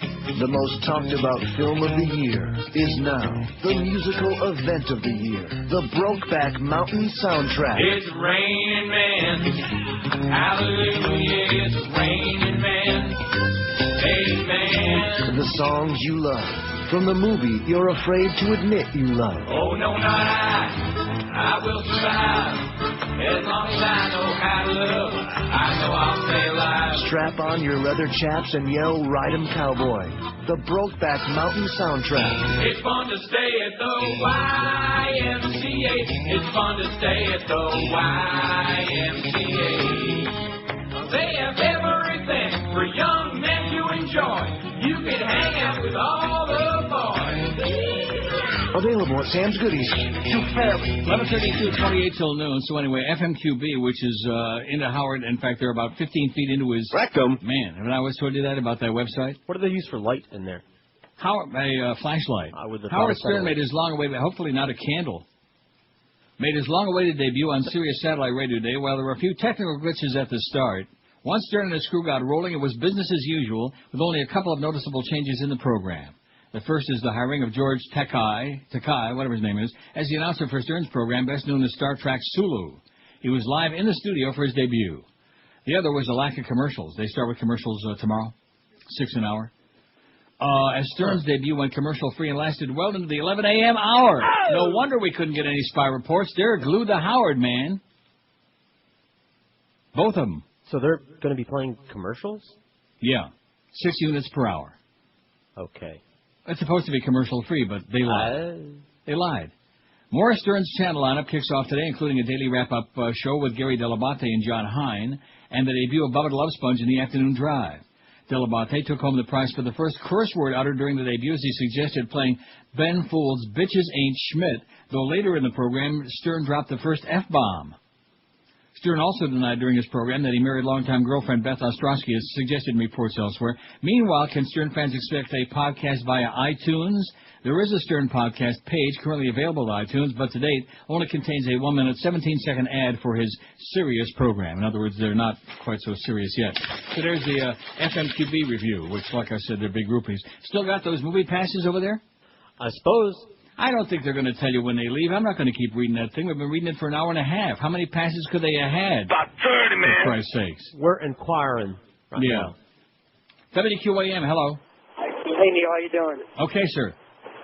Hey, buddy, for your poll, I can't believe you forgot the best answer for that. Yeah? For 20 years, what have you been telling the people in this town are? I'm waiting. Lifeless. They have no life. Okay. That should be your number one answer for that poll. Okay, well, let's put it on there and see if it is. Okay, lifeless. Okay? I have no life. Let's get it on there. Most people are lifeless. You think that's going to be the number one answer? No. No. 5670560, pound 560 in the Verizon and Singular. Oh, look at that. There's the hospital director, Hadassah, yada, about Ariel Sharon. Shlomo Yitzchak Perlman. Continue to reduce that dosage over the next... Guy's so fat he could barely walk, and I'm very surprised that he's having any ailments, aren't you? Yeah, I'm shocked and dismayed. You'd think that when you would eat that much, you'd have enough padding that would kind of like buffer you against all external forces. WQAM, hello. Now, Neely's doing a heck of a job. WQAM, hello. Neil. Yes, sir. Good morning, Carl. I listen to part of the Stern Show. I'm on my way up to Charlotte, and I've got you on because I won't be able to listen to you for a couple months, and I can listen to him anytime. Right. He wasn't the same. He seemed uncomfortable. It just wasn't the same show. And if they're going to have commercials, I'm a little pissed because I paid $137 for a home unit, the car unit, and I've got CD in the car, and I've got the regular radio. I don't know what the hell I did. Yeah. Tell me you want a refund. Yeah. Have a good day. And back to you. They sound a little P.O., didn't they? A little bit. Sound a little bit off his feed after here. Well, you don't forget, it's only the first day, though. Don't hate. 5670560, pound 560 on the Verizon and Singular wireless lines. WQAM, hello. Neil. Yes, sir. Just remember, there are only two truths in life. Yeah. You can't win with a black quarterback, and the Holocaust never happened. Okay. 5670560, QAM, hello. Yeah, Neil. Yeah. Hey, just calling to let you know that I passed by 10:30 at, the Shell 87th and 25th. There's nobody there. No WQAM band, nothing. Thanks for the good news, Pally. See, Okay. we have to get it from our audience. Well, We have to get the information. What? I just called Miguel. I said, hey, you're going to let me know when those are done, right? He's like, And he yep. said, yep. Of course, So- actually, he said.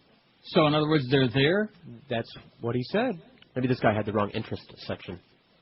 Northwest 25th Street and 87th Avenue in Doral, which, quite frankly, I have no idea where that particular joint is. At the Shell station, man. It's at the Shell station. So who do we believe? Do we believe Miguel, who emailed me yesterday and he tried to get me to listen to Howard for free, which I couldn't do it anyway, and I don't want to hear it? Or do we believe this caller who just called, who's an Ojan Provocateur Julio? Who do we believe? We need a third opinion. I think they're both full of crap. Yeah, we need a tiebreaker. Here it ought to be on line 9. QAM, hello. Sounds like a killer, fat boy. You want it on there. WQAM, hello. Hey, Neil, how you doing? Pretty good. I was listening to David Lee Roth's show this morning. I think Yes? it's pretty good. I think it's better than Howard Stern, if that can be believable. Really? Yeah, he's pretty. He got some fresh new ideas, and he tells you about the rock and roll industry and other topics instead of just looking at boobs and butts. Yeah. And you didn't have Robin doing the news on there? Right. All that boring stuff. Anything else, Robin? Okay, thanks, pal. I'm glad you're on. Stay on as long as another 100 years. Until I croak, man. I'm going to croak right on the air. I got it all planned out. 567-0560, pound 560 in the Verizon. Yeah, I'm very jealous. I would like to be on, not Sirius, I'd like to be syndicated. Forget about Sirius. Because, you know, when you really stop and think about it, they're narrowcasting, man. They're talking to a few people. A fraction of his original audience. And like this line the guy 2 calls ago said, or 3, whatever the hell it was, he spent all of that money and then come to find out they're going to be running commercials based on a lie. Oh, it's going to be commercial free. Well, guess what? WQAM, hello. Hey, Neil, how you doing? Yes, okay. I just wanted to make a comment about Pat Robertson and Howard Stern. Okay. How come Pat Robertson isn't in on that Supreme Court thing since he's so close to God and knows him so well? And then the Howard Stern thing, I think he has seen better days, just like the last year of Seinfeld, when it really started to suck.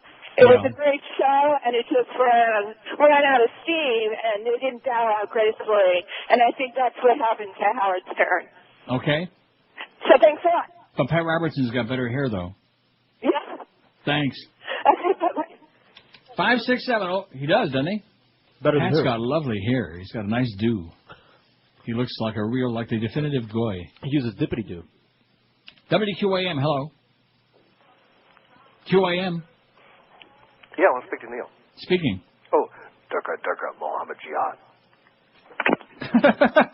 I want to speak to Neil, and then that's the material. Very, very beautiful. Beautifully done. Guess what? WQAM, hello. Hey, how you doing? Okay.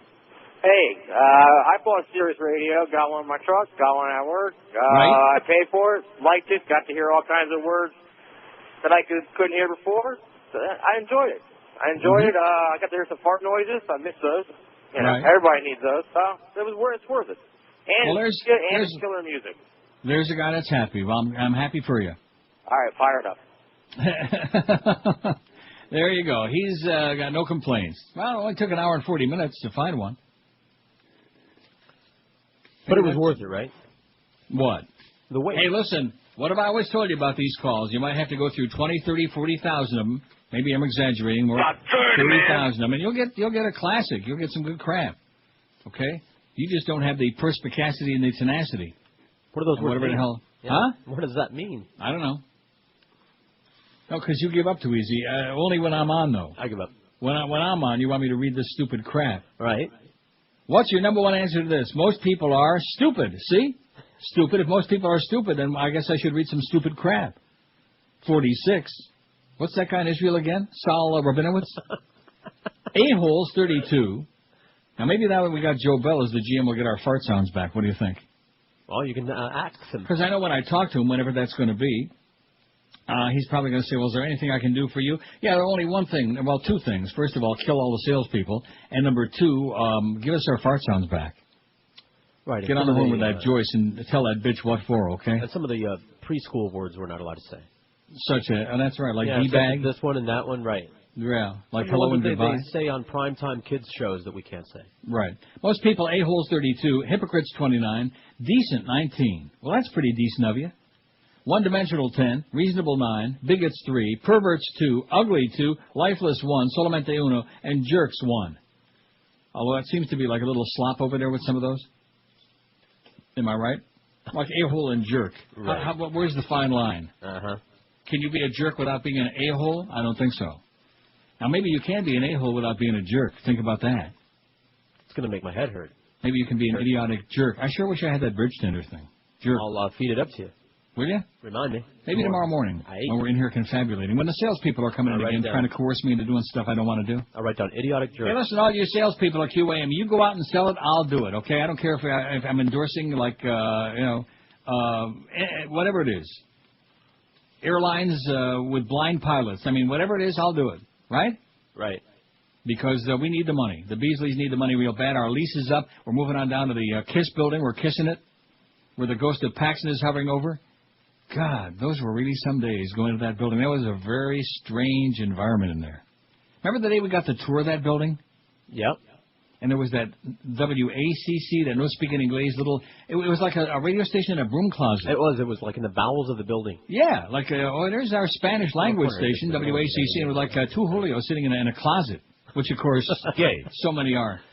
Hey, the Emerald Coast is still Florida's #1 Asian gourmet buffet. That's not just my personal opinion, but that's according to Zagat Restaurant Review, and they really know their stuff. Now, every Friday through Sunday night, you can enjoy Lobster Fest featuring Maine lobster served Thermidor style. And every night is Crab Festival with Alaskan snow crab legs, Dungeness crab, and Jonah stone crabs. The menu at the Emerald Coast still includes fresh oysters on a half shell and a sushi bar with over 30 different items. The Emerald Coast also serves New York steaks cooked the way you like them, tender and juicy, hand-carved prime rib, and on the weekends for dessert, leave room for their sensational 40-inch chocolate fountain. God only knows the kinds of things you can stick in that baby. You can hand dip your own strawberries, marshmallows, other decadent treats. And don't forget, the Emerald Coast promotes healthy living, too. They cook all their fine cuisine only with cholesterol-free canola oil. No MSG, no cornstarch, no headaches, no crap. So book your reservations for a real fantastic feast at one of Emerald Coast's 3 locations. They're in Sunrise, Sunny Isles Beach, and Pembroke Pines. For the Emerald Coast, 954-572-3822. This is Neil Rogers. This is 560 QAM. Bitch. Let's bury our heads.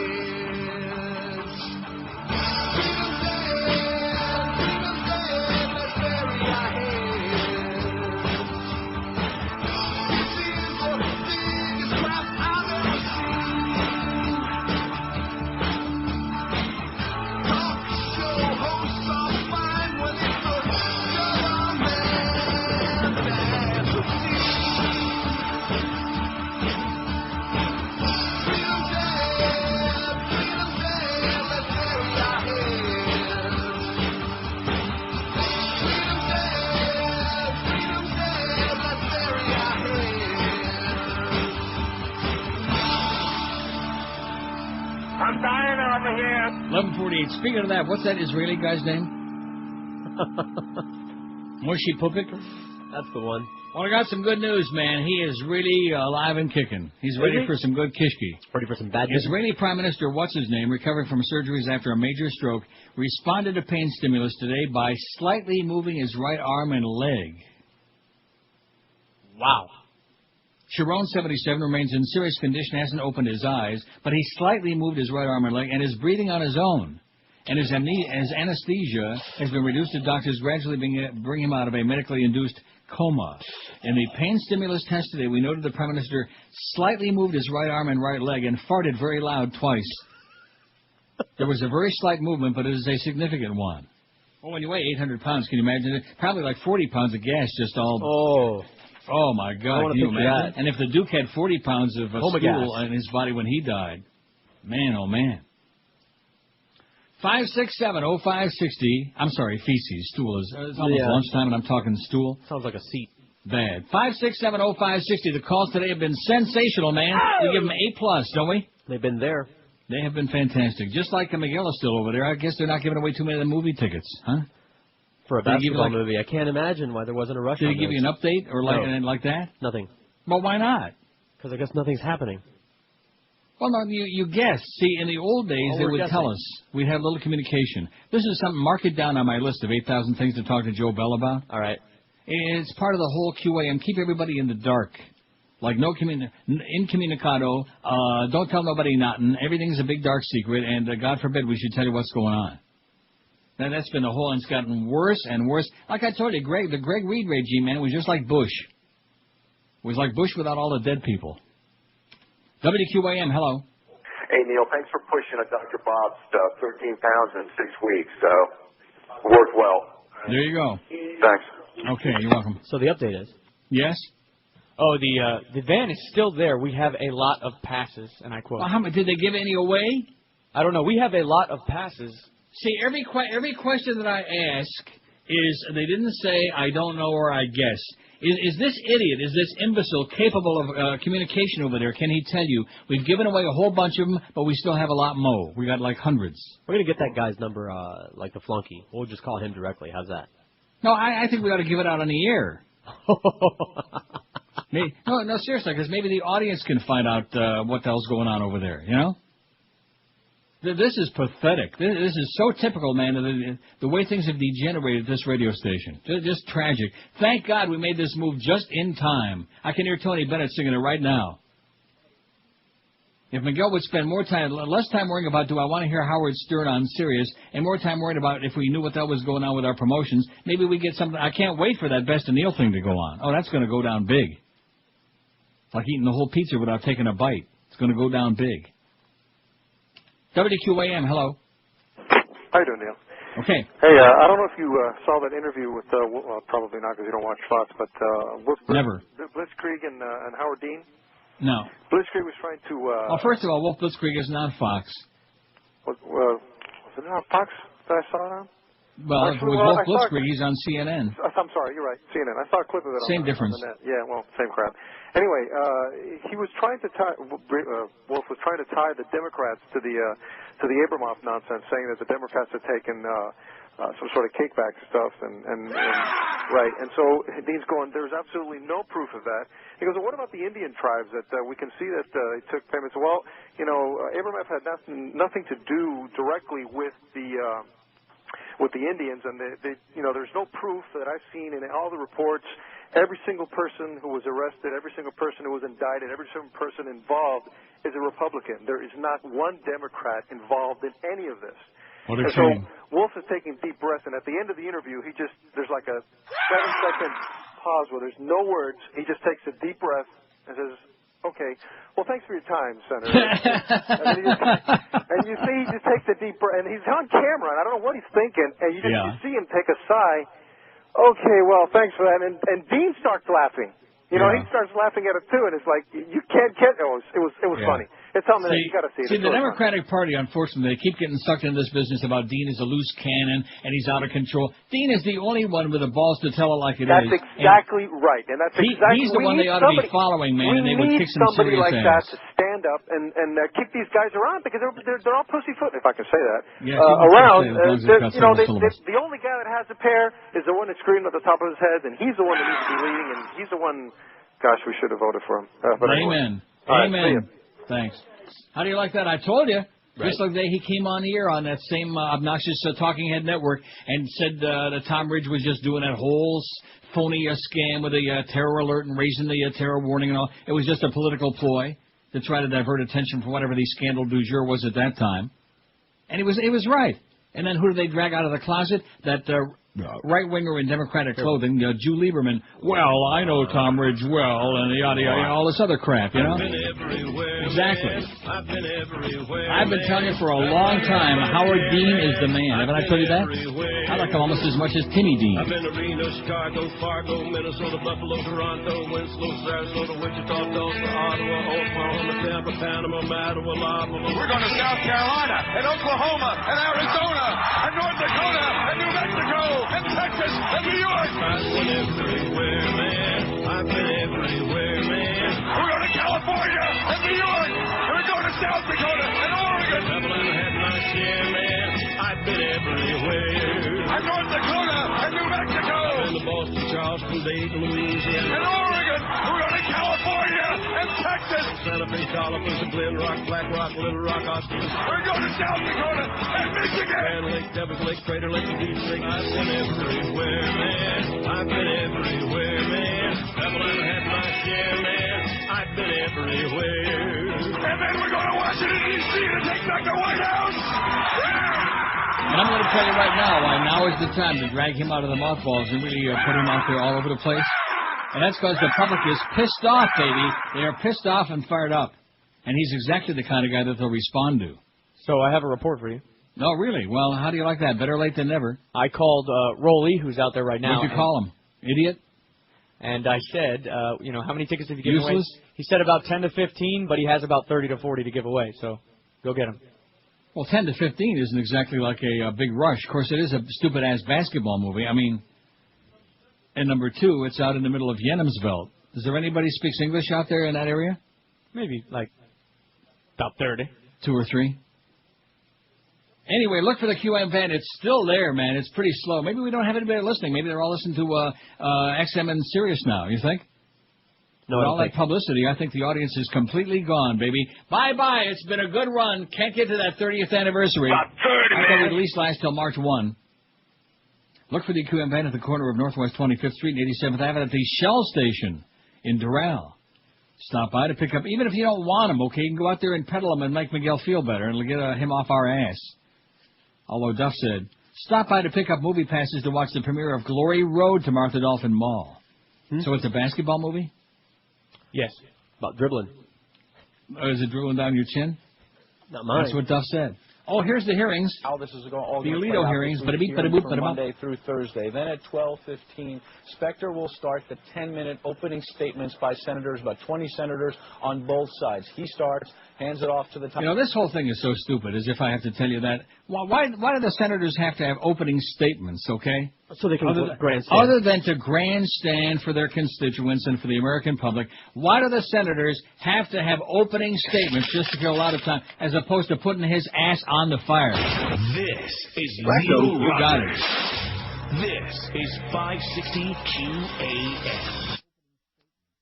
This is Dick Cheney. I like to relax by having Mary Magdalene massage my balls while listening to the Neil Rogers 12 to 1 hour.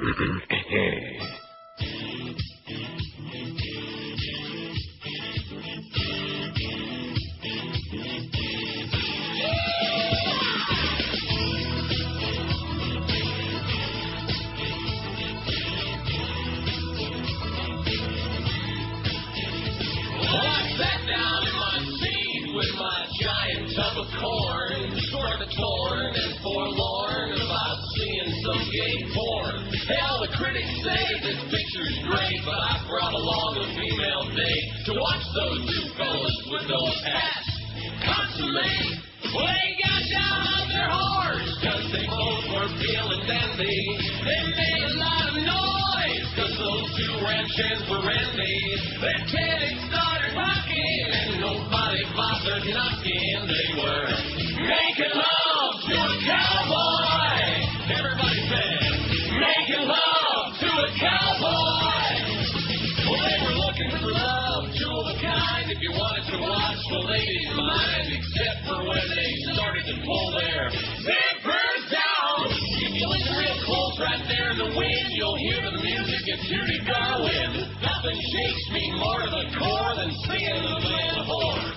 Cause they got down off their horse, cause they both were feeling dandy. They made a lot of noise, cause those two ranch hands were randy. They said it started rocking, and nobody bothered knocking. They were making love to a cowboy. Everybody sing, making love to a cowboy. Making love to a cowboy. So both ranch hands were Randy. How do you like that? How do you like that? I knew she was macho enough to be one of them, but both? 12:02 at 560 WQN. James Ridgway writes, he's the author of the 5 Unanswered Questions about 9/11. He writes, Pakistan, Saudi Arabia, and 9/11. How much did the Bush administration know? In San Antonio over the weekend, there's our Bush inspector. Chairman Arlen Specter, Supreme Court of the United States. A few matters of it. And his hair's growing back. Aren't you proud, man? Oh, yeah, I'm proud. And that's because God's rewarding him for being so innovative and coming up with that single bullet theory in the Kennedy assassination. That magic bullet. In San Antonio over the weekend, Bush defended the NSA wiretap program, saying they attacked us before, they'll attack us again if they can, and we're going to do everything we can to stop them, he'd be saying. To be polite about this is an especially weird statement coming from a president whose administration repeatedly ignored one warning after another of an imminent terrorist attack before 9/11. But in fact, it is clear the administration did know we could be attacked in any number of ways, including by turning a hijacked commercial airliner into a missile. There were at least a dozen warnings from foreign intelligence services of terrorist plans to attack, including some citing the possibility of turning a hijacked plane into a suicide missile. Explicit warnings came from British, German, Italian, Egyptian, and Jordanian intelligence, and even from Vladimir Putin. In July 2001, just 2 months before 9/11, there were intelligence warnings that the G8 summit in Genoa might be attacked by planes stuffed with explosives. Italian officials took these threats seriously enough to close the airspace over Genoa and install anti-aircraft guns all around the city. And Bush thought enough of them to choose to stay in a ship off the coast instead of in Genoa. Unfortunately, he thought less about the safety of ordinary Americans than he did about his own safety. Donald Rumsfeld told the 9/11 Commission that defense against attacks on American soil was not the responsibility of the Defense Department, but a law enforcement issue. Yet there have been no consequences for anybody in the Bush administration or the intelligence community. Rumsfeld should have been fired after 9/11, along with the top leadership at the CIA and FBI. Instead, the intelligence agencies were rewarded with an increase in funding estimated at 30%. About 30, man. And a free hand to torture prisoners and spy on American citizens. And Rumsfeld was given what he wanted all along, which was a war with Iraq. Tenet was awarded the Medal of Freedom on his retirement. 9/11 represented betrayal by two of America's allies, Pakistan and Saudi Arabia. Through its powerful intelligence service, Pakistan basically created the Taliban in Afghanistan, and its agents stationed around that country cooperated with al-Qaeda. It ignored the Taliban's support of al-Qaeda. There's little doubt that members of Pakistani intelligence knew that 9/11 was going to happen, including the details. But today, Pakistan is our best friend in the region, receiving a significant increase in U.S. aid, so don't go there. The Pakistani role in all of this pales in comparison to the involvement of Saudi Arabia. Saudis are clearly the major funding source for al-Qaeda. In fact, the person who helped create al-Qaeda was Prince Turki, who at the time was the head of the Saudi intelligence. He participated in the recruitment of Osama bin Laden, along with other Islamic fundamentalists, to go to Afghanistan in the 80s to fight against the Soviets. And what were the consequences for Prince Turki? Last year he was welcomed as the new Saudi ambassador to the U.S., Another Turkey. Thanks to the courage and quick action of flight attendants aboard Flight 11, American Airlines headquarters knew about the first hijacking no more than 10 minutes after it happened. This was before any of the other three planes had been hijacked. It was nearly 20 minutes before Flight 93 even left the ground. What would have happened if American Airlines had passed this information on instead of keeping it to themselves? Pilots might have been warned to secure their cockpit doors. Planes on the ground might not have taken off. Officials in New York City would have known that the first World Trade Tower crash was no accident, and they might have evacuated the other tower. How many lives could have been saved? But what were the consequences for American Airlines negligence? The official who was in charge at American Airlines headquarters that day has since been promoted to president of the airline. Along with other carriers, Americans received huge government bailouts since 9/11, and to this day they haven't instituted the changes necessary to keep their passengers safe. A few months ago, Steve Elson, a member of the FAA's Red Team, undercover former special operations people trained to test air security by breaking through it, traveled to Toronto, where with reporters in tow, he picked the locks of all the doors in the Toronto Pearson Airport. He thus easily gained access to all baggage handling facilities, all the ramps, walkways, cockpits, and seats of idled lanes, food, vending trucks, and so on. It would be a simple matter to plant a bomb on an aircraft destined for New York or Washington or L.A. or wherever. How do you like that? Pretty comforting, eh? Oh, yeah, I feel nice and secure now. All right. How's that poll coming? He asked. What are these? It's a tough choice. What's your number one answer to? Most people are, we got 240 vote. Stupid, 74. Right. A-holes, 47. Hypocrites, 40. Decent, 36. One-dimensional, 14. Reasonable, 14. Lifeless, 3. Perverts, 3. Bigots, 3. Jerks, 2. And ugly, 2. Or how about jerk. like most people are not ugly, but what would you say? Mediocre looking? Meus. Oh, no. Ed Meus? By the way, God, just to I think warn he's you, still dead, ain't he, Ed Meus? we took some steps to. We have what?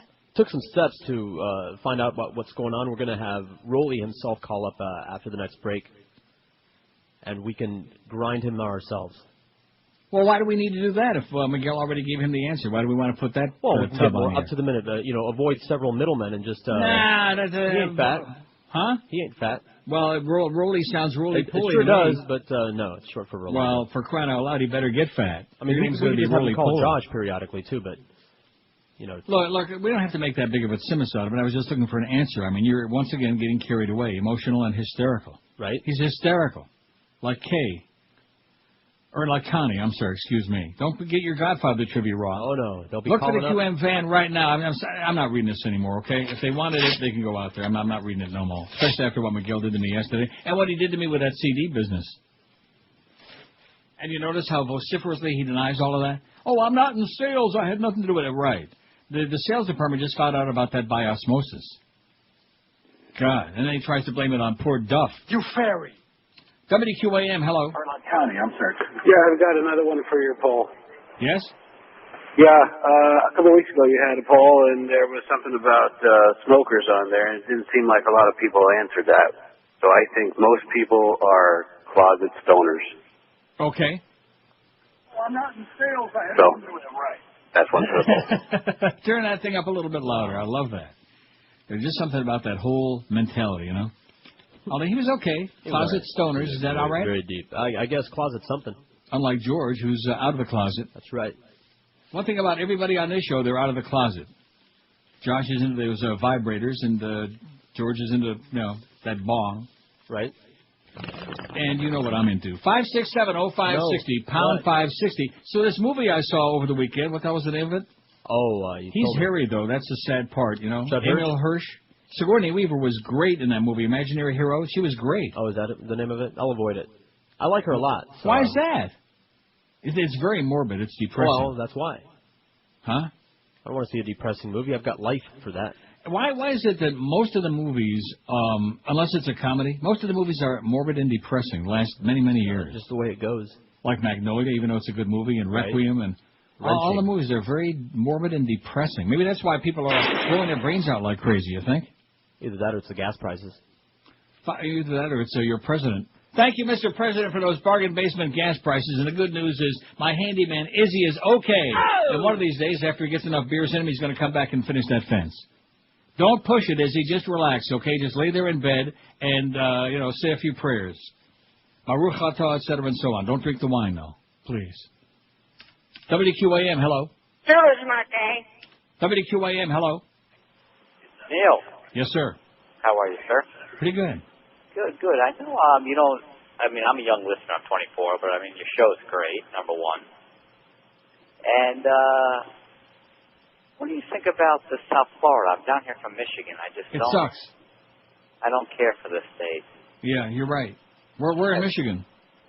Detroit, actually. Detroit, not Southfield, not 12 Telegraph and 12 Mile where I used to live. Hey, easy. Wait, you're good, Neil. What's with this down here? It sucks. People are it's amazing. Miserable, hateful, hostile, unfriendly, antisocial. All kidding. I'm not kidding. I'm not kidding at all. It's a horrible place. These people hate themselves. Look at Yes. I can't even go on. Have a good one, Neil. Take care. Good luck to you, Pally. I'll see you in Mouthfield. All right, bye. Say hi to Dick Burton. Okay. I mentioned that Dick Burton was inducted in the Radio Hall of Fame. Yes, you did. And I think I'm probably after my 30th anniversary in the Radio Hall of Shame. Wouldn't you? Think they ever heard of you? Those people? Okay. Oh, no, I'm not one of those things, This is a filthy, potty mouth. At least I used to be when we could say crap. Now we can't even say crap anymore, so I guess that can't be the excuse. Can't even think about it. No, it's a bad show. It's a bad life. It's a bad planet. Yeah, we need to start being a lot more negative, All that crap that Neil Rogers is so negative. Now, I've discovered it's taken me all these years the reason we could have an 80 share is if I could be a lot more negative. We hate everybody. Like that. Right? Right. That's the South Florida effing way, baby. Negative, hostile, and retardo. Oh, that would be a good one. Most people are retarded. Oh, we already got that. Stupid. We could. Nah, stupid is one level of it, Another retarded is more like, like that. So many of them all over the place. When that Joven guy came back, then I knew it was going to be a real winning Monday. Oh, boy. The Joven man. Moved away, and now he's back up to his old... Oh, yeah, when I heard Caprita's voice, and what's the Joven... the Jovens and unders. Very, very sad, because one thing about South Florida is that the sewage always comes back. You notice? Right, well, they can dump it out to sea, and it just washes right back up. That is correct. Right back up on show. Happy New Year from our friends at Armstrong Ford of Homestead. 2005 was a great year, and thousands of new customers took advantage of the Neil deal and bought their new Fords at Armstrong Ford. Why do people shop there? It's easy, because Armstrong Ford guarantees you a great price, great service after the sale, and that personal touch that comes from a local family-owned dealership. Pick up the phone right now. Call General Manager David Rich at 305-247-5112. And don't forget, when you buy a new Ford from Armstrong Ford of Homestead, you'll also, on top of the best prices in town, get their exclusive Tires and Batteries Full Life program. That's right. When you buy from Armstrong Ford, you get free tires and batteries for the life of your car. How can you beat that? That can save you an extra thousands of dollars. David Rich and the staff at Armstrong Ford guarantee you won't find a better price any place in town. And because they're locally owned and operated, like I tell you every single day, they'll treat you like you've never been treated at a car dealership before, just like family, because they want to make you a customer for life. No phony sales, no BS. So start off the new year with a new Ford from our friend David Rich and the staff at Armstrong Ford of Homestead, and you'll find them at 30725 South Dixie Highway Highway, just 20 easy minutes south of the old 836. Check them on the web, ArmstrongCars.com, then drive a little bit extra to save yourself a ton of cash, literally thousands and thousands of dollars when you do your car shopping at Armstrong Ford of Homestead. This is Neil Rogers. This is 560 QAM. Neil God.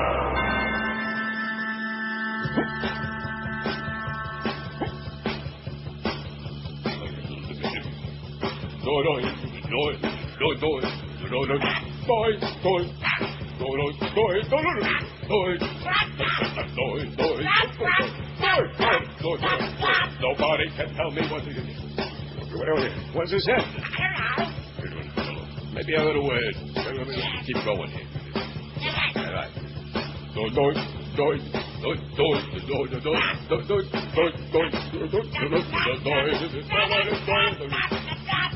This is going up, Paul. This is not anything. It's a conspiracy. That's right. Faggot ought to put you up for this.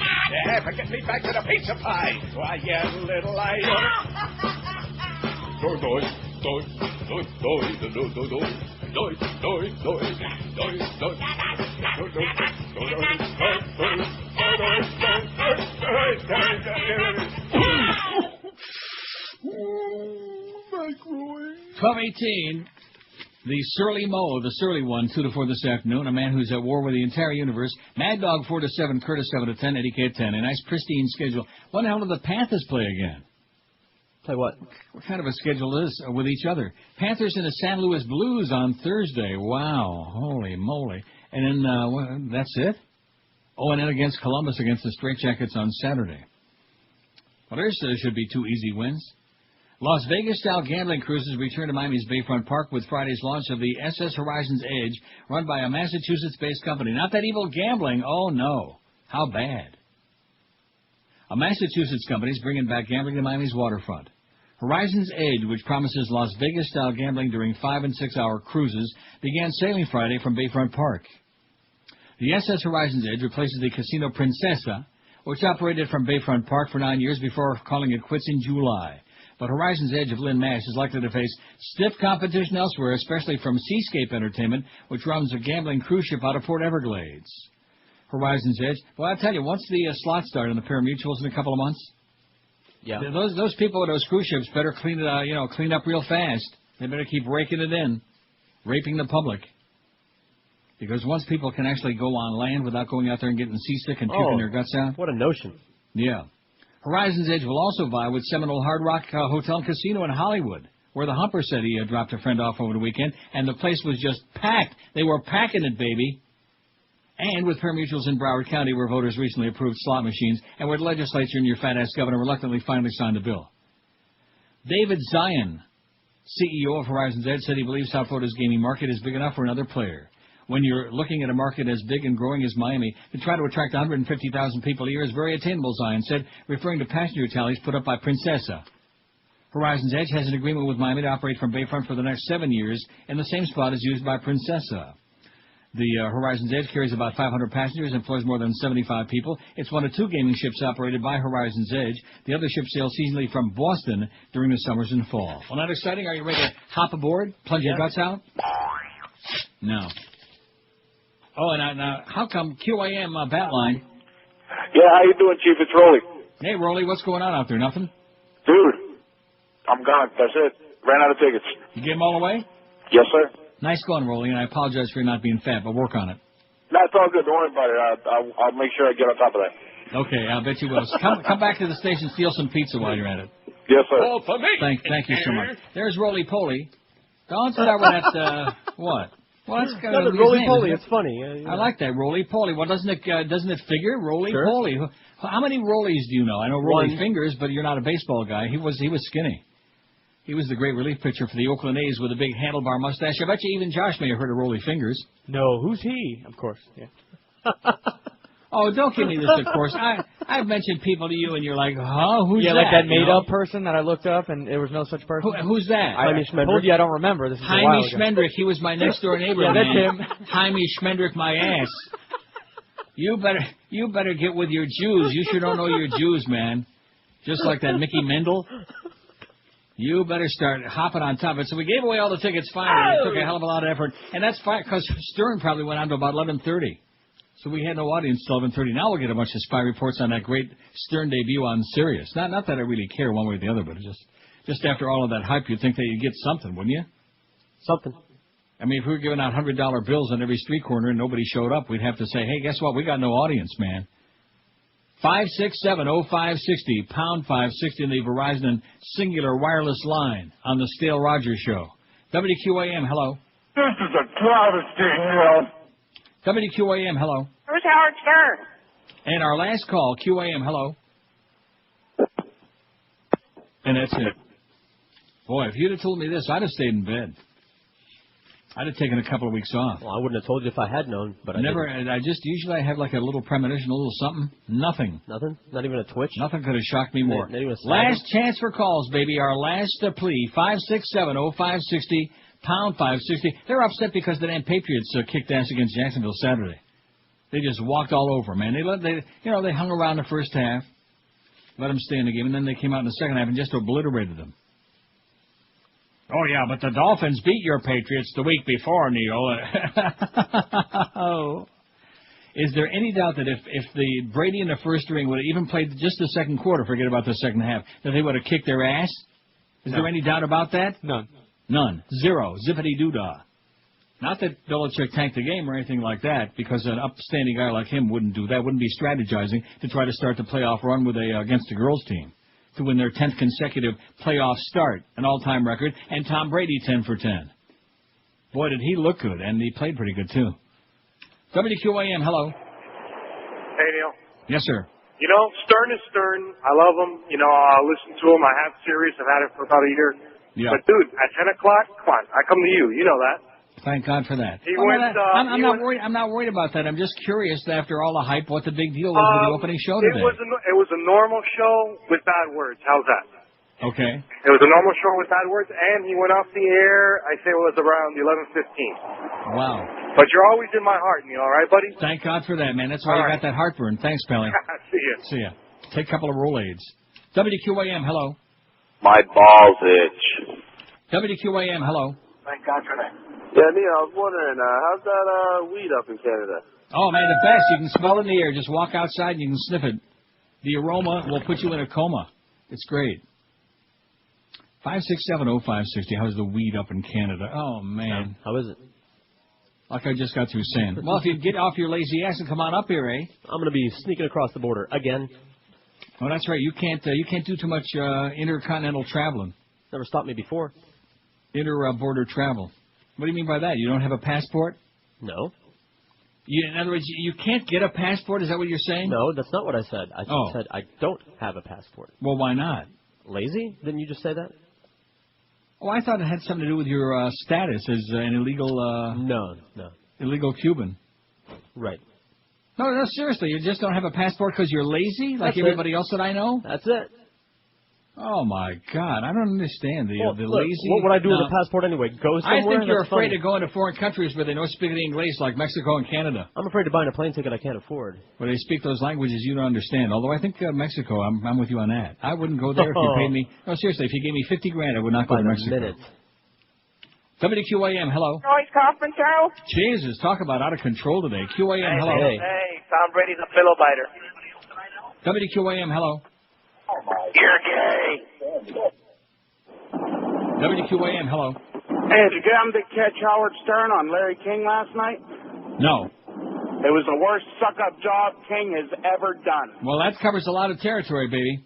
I saw 4 minutes of it on Wednesday. It was a repeat. Hey, listen, that's what everybody's talking about right now, so Larry's got to be there sucking around, you know. Hear the suction snapping them suspenders. Hey, Howard, you're great. Howard debuts on Sirius. Howard, it's Howard. And then a couple of a few days he'll be talking about how Howard is disgusting and pornographic. Well, there's the Alito hearings. Supreme Court justice who can demonstrate that he or she would not be beholden There's to the Pat president. Leahy from, like Dick Cheney said, F you, Pat. Or he say go F yourself. One of those deals. Come to partisan pressure from the extreme right of his party by withdrawing Harriet Miers. And by withdrawing her nomination and substituting this one, the president has allowed his choice to be vetoed by an extreme faction within his party before even a hearing or a vote. Frankly, that was an eye-opening experience. Look at the look on Alito's face, man. Looks like somebody just farted real bad next to him. He's got that real sour look. Oh, man. I'm going to tell you, they're going to give him a grilling that even George Foreman would be proud of. They're going to stick his ass in the lean, mean grilling machine. And then what, confirm him anyway? Probably. 27 past noon at QAM. When you're shopping for shoes, there's a place I've been telling you about for a long time. And a lot of you are smart. You got smart and you went there to buy your shoes all the time. Brandy's in Pompano Beach. And so many reasons to shop at Brandy's. Price, value, comfort, style, selection, all of these things. Brandy's carries a humongous, unbeatable selection of all the major brands like Rockport, Florsheim, Echo, Mephisto, SAS, New Balance. You love them, they got them. And Brandy's professional shoe fitters will make sure you got a customized fit of your favorite comfort shoe every time. Just ask for Arnie. He'll take care of your tootsies properly. And the pros at Brandy's really understand fit and comfort. They even specialize in wide widths as well. You know, as you get older, your feet get fatter, too. You get fatter and so do your feet. Trust me, I told you that already, didn't I? We all know. Little did I know. Brandy's is worth a trip from just about anywhere in town for comfort, style, fit, value, and selection. It's Brandy's Shoes, 1290 North Federal Highway in Pompano Beach. Brandy's is open daily Monday through Saturday till 9, even every Sunday till 5. And this week is a stupendous time to buy fantastic Rockport shoes at Brandy's. Visit Brandy's today and take 10 to 20 bucks off their great Rockport selection. Only this week and only at Brandy's Shoes in Pompano Beach. This is Neil Rogers. This is 560 QAM. George Bush hates you, so do I. Hugo Chavez, you must die. You are an infected ball, and besides, we need your oil. Die, Hugo Chavez. Die, Hugo Chavez. Die, Hugo Chavez. You dirty commie rat. I'm dying over here.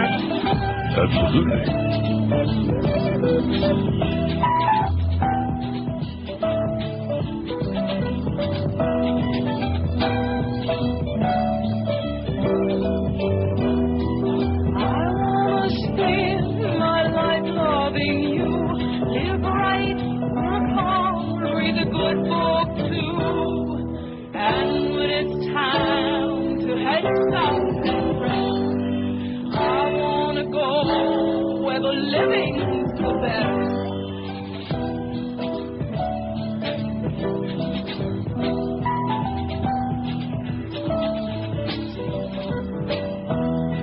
I wanna end my life in the sun.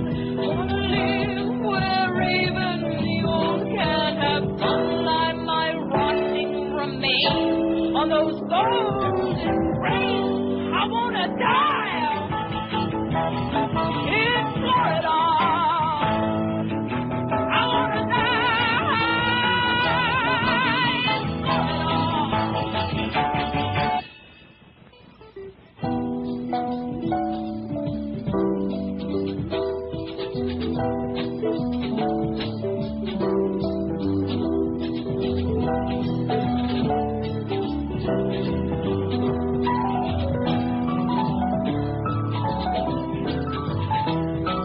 I wanna spend my life loving you. Live right, work hard, read a good book too. And when it's time to head south and rest, I wanna go where the living's the best. I wanna die in Florida. Absolutely.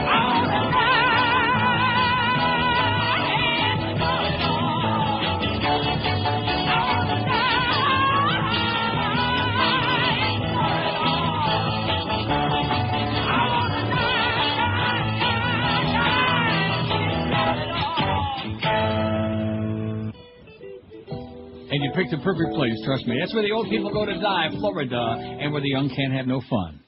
No. Or else. 26 till 1. So you know who else, speaking of that? Remember when, what was the movie with Harvey Firestein? Torch Song Trilogy. Right. Never And saw then it. Bancroft. Right. Never saw And it. she said, when we get old, we all go to Florida to die. Something like that. That's what I hear. Remember that? Yep. Never saw it. I thought you did see it. No, I just know all about it. I mean, it's often quoted. Oh, it's definitely a little too gay for you. I'm sure. Although I'll tell you one thing, that adopted son. But anyway, getting back to Anne Bancroft. So she was in that movie Malice I was telling you about? Okay. She is so great. Boy, she's just phenomenal. Yes, she is. Anne Bancroft. Now, please don't tell me that she died, because I keep... Get the honey, Junior. Didn't we have that? I'll have to look it up. Anne Bancroft? Oh, yeah, she did die. That's right. Not that long ago. Right after she said... You ate the yoni! And that was the end.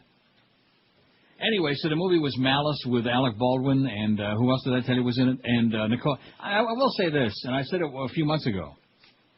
I think I held it against her because of the Tom Cruise connection. We all did. But she's a damn good actress, Nicole Kidman. Fine, that's right. She really is. Mm-hmm. The movie sucked. It was a horrible movie, and who else was in it? I'm trying to think. Judd Hirsch. Alec, huh? I don't know. George C. Scott was in it. That's right. Now, if you're going to be looking up Anne Bancroft, look up him, because I know he died, but the movie was 93. Malice, which I think had something to do with Alice. And he must have died shortly thereafter, because he's been dead for several years now, George C. Scott. Looking it up now. Talk about a man with a gigantic ego. Good God. He was a good actor, right. I think a little bit overrated. You know, movie he was great in was Hospital. That's right. People are going to say, well, how about Patton? Yeah, he was good in Patton, but what about Hospital? Patty Chayefsky, another one of Patty Chayefsky. But anyway, wait till you hear this. A movie theater owned by Utah Jazz owner Larry Miller in Salt Lake City, no less. Maybe that's why Dick Cheney, maybe God is punishing Dick Cheney for that. Although he's not from Utah, he's from Wyoming, isn't he?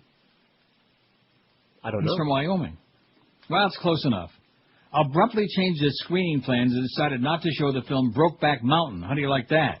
Mm-hmm. The film, an R-rated Western gay romance story, was supposed to open Friday at the Megaplex at Jordan Commons in Sandy, a suburb of Salt Lake City. Instead, it was pulled from the schedule. They pulled it. I thought that's what happened in the movie. A lot.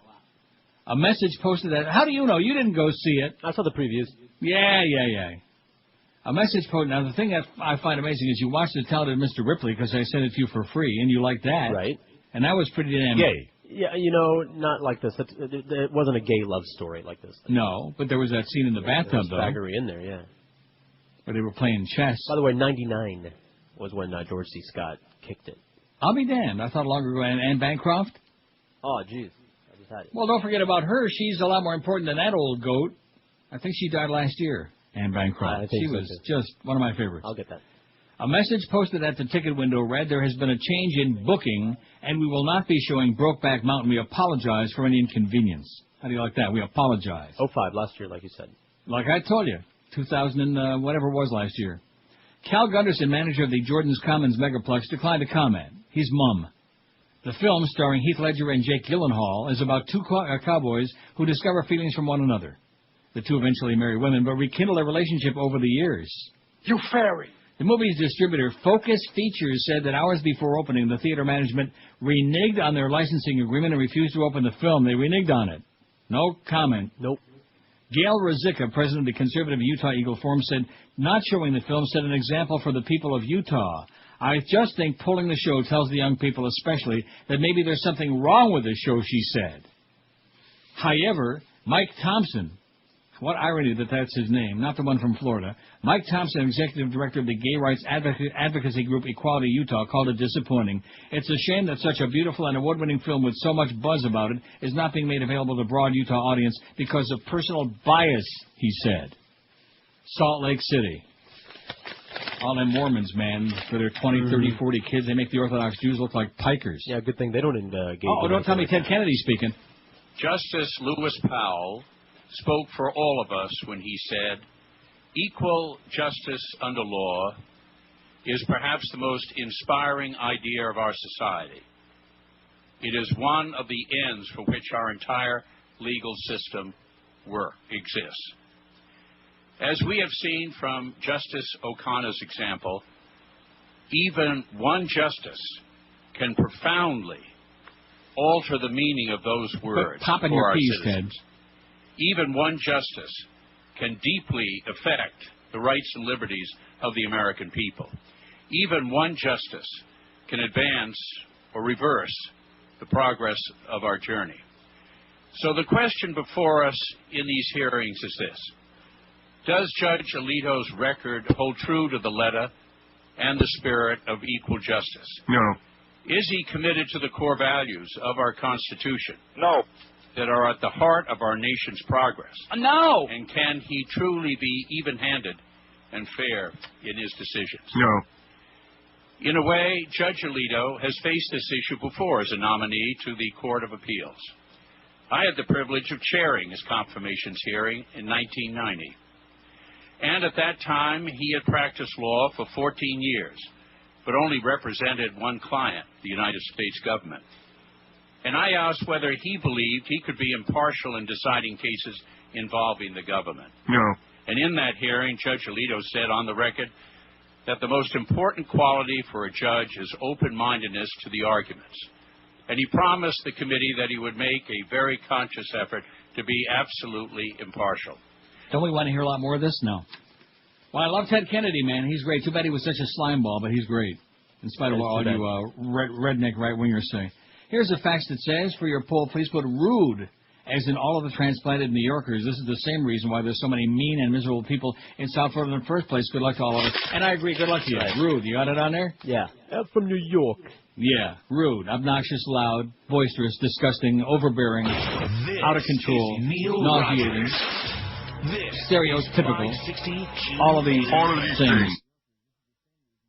The story that rocked Palm Beach in the world. Uncle Ted, dude.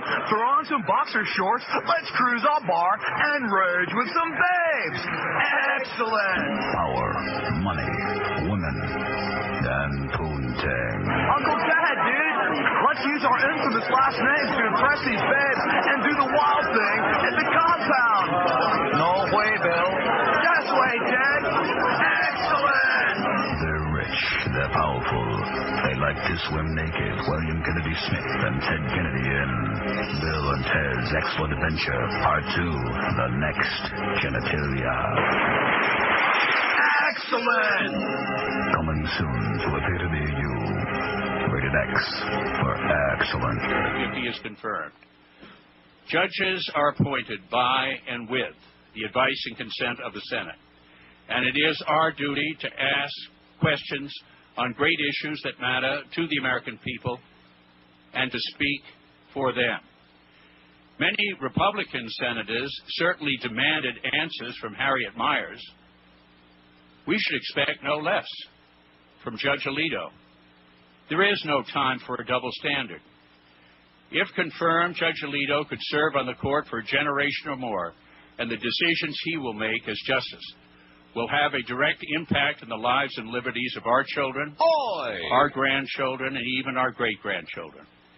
We have only one chance to get it right and a solemn obligation to do so. You go, Ted. Have another drink. He's the man.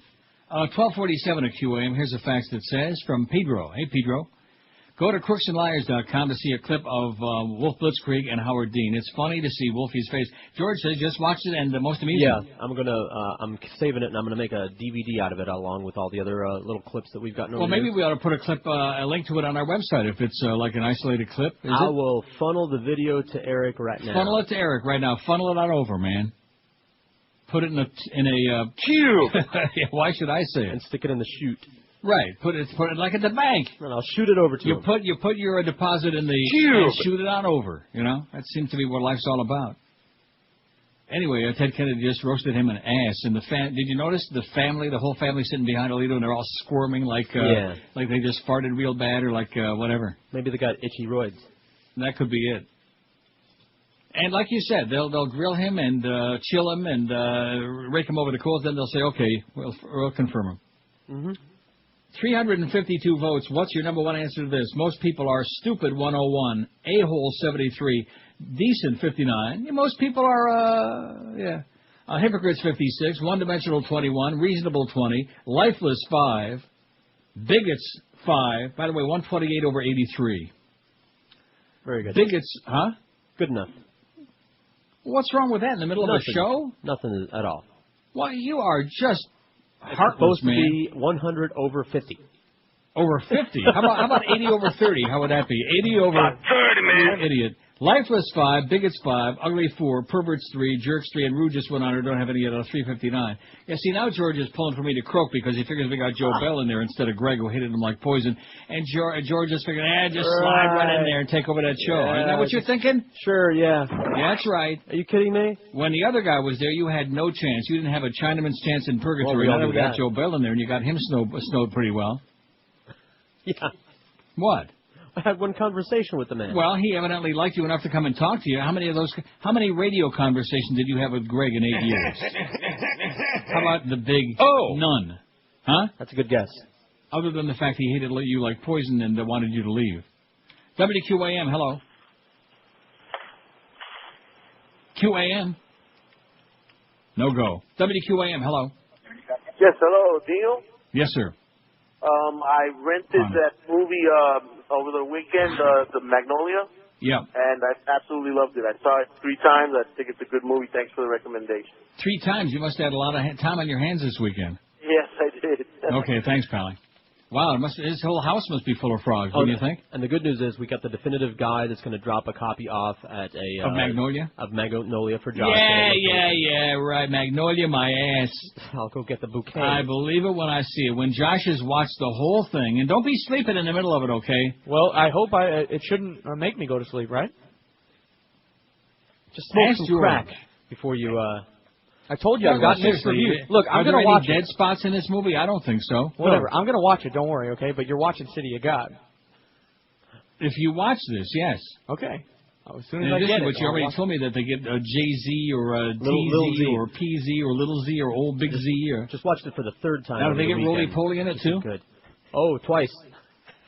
A college professor and his wife have been charged with being longtime illegal agents of Cuban President Fidel Castro. Oh, my God.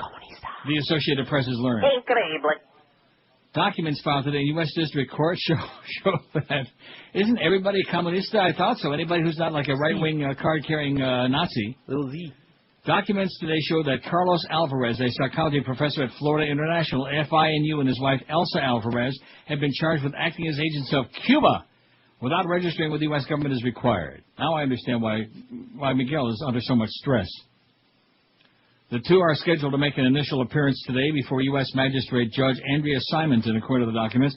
An indictment further describing the charges was expected to be unsealed after the court appearance.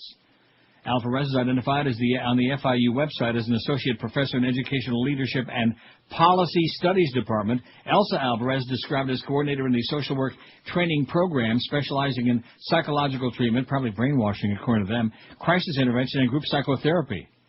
Alvarez did not return 2 phone messages left at his office, nor did his wife. A university spokesman also didn't return several calls to the Scum Sentinel. U.S. Attorney R. Alexander Acosta, the FBI, and the Naval Criminal Investigative Service scheduled a news conference later today to discuss the case. The indictment marks the latest turn in the cloak and dagger underworld of espionage between the U.S. and Cuba, much of it taking place in South Florida, where thousands of Cuban exiles and other misfits live. How do you like that?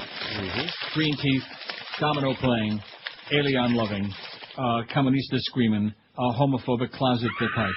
All of these things. 5670560, pound 560 on the Verizon. South Florida is a tropical paradise with too many of the wrong people. That's the problem. And, of course, the hurricane season turns that tropical paradise into a sultry, surly jungle. You know, that's the problem. The jungle factor. Beg your pardon? WQAM, hello. I like to have a large pepperoni pizza. Also. Yeah, okay, great. Okay, Mo. WQAM, hello. QAM. Neil. Yes. I need this poll. America's funniest gay. Fair, you're a bull dyke. WQAM, hello. The FBI is following me. Okay, that's it. Takes care of those calls. Boy, it was a real workout today, getting all the way just to 1 o'clock. There's Bill Schneider on there, but a beep, but a boop, but maybe they're all watching confirmation hearings. You think that's possible? No. Come on now. Oh, look at that. Should he be confirmed? Here's their poll. Yes, 49%. No, 30%. Unsure, 21%. That's their initial poll there on CNN. Let's see. Alito's views are mainstream, 52%. Too extreme, 30%. Don't know, 18%. How the hell are they? Why are they taking this now before the hearings are just starting now, minutes ago? Shut up, commie. I see. Maybe that's why they're taking them until before the public finally gets onto them.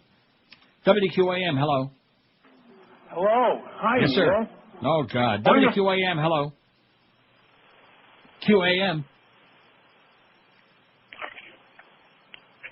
You can do it. Hi, Neil. Wonderful program. Yeah, see, you know something? I knew it. House phone and cell phone. Yeah, he's got the two lines working today. Your buddy. Brilliant. WQAM, hello. Yeah, what did she play? The mother, right? Bankrupt? Yeah. I thought that was a great movie. I thought that had a great plot. Malice? Yeah. You thought the ending was good? No, the ending blew, but... The ending was horrible. Yeah, the movie kept me riveted for all the way through, and then the ending sucked. Now, who was the guy that played the sucker? Jeff Daniels? Right.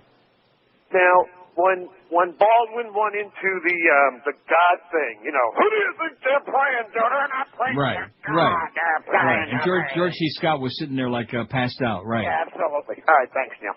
Okay. That was a good scene. Very indignant and very, And, he was the doctor, and doctors are God. He said he was God, bada beep, bada boop, bada bop. And he made damn sure that they got that he lost the case, and she got the $20 million settlement from the insurance company. And then turns out they were in cahoots. Oh, I don't want to spoil it for you. Oh, it's all right. Well, I'll it's an old movie. It's 93. It's called Malice. You'd enjoy it. And it's got its I'll give it a watch. It's got Nicole Kidman's ass in there. I love her ass. Well, there you go. And the front side, too. And, it's got a few other parts in there, too. I don't recall, a whole lot, but it's got just a few of the right parts. Haven't seen a part of it I don't cheek like to yet. cheek. WQAM, hello. Hello, Neil? Yes, sir. Neil, 5.5 hours of commercial-free Howard Stern today. Yeah, it starts commercials tomorrow, yeah. Oh, one minute commercials. Yeah. 6 of them an hour. Uh-huh. Oh, my God, Neil. Well, at least you got off around 11:30. Then you got the wrap-up show, so I'm with you About 2 minutes. That's too much. Cut it down about half. WQAM, hello. Uncle Neil, Yes, sir. I don't understand how come you don't go big time. Go national, man. Get rid of Go national. Wave the magic wand. Here, poof, you just went national. You're going big time. You're on Sirius. You're on XM. You're on, our pop-up toaster. Just relax, okay? I'm not missing any meals, sweetheart. Just calm down. 560 QAM. God, Burrell. And when I'm up in Boca Chica slapping old women with painted lips around the pool, I listen to the Neil Rogers 1 to 2 hours. Yeah, I mean, I listen to the Neil Rogers Fair and Balanced 1 to 2 hours.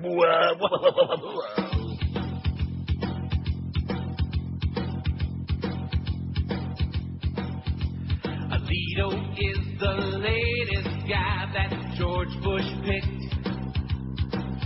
They're hoping he does better than that Myers chick. No need to budge, he's a real judge, he's got it made. Unless he tells them what he thinks about Roe v. Wade. Next stop, D.C., Alito in the committee, toe to toe. Bush said, one more judge ought to do it. Last time around, you really blew it. What for the court? Alito.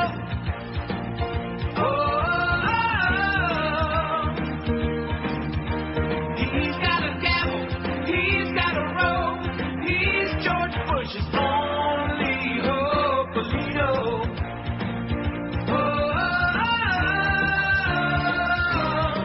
Bush said, this guy, he ain't a phony, didn't pick one of my cronies, one more for the court.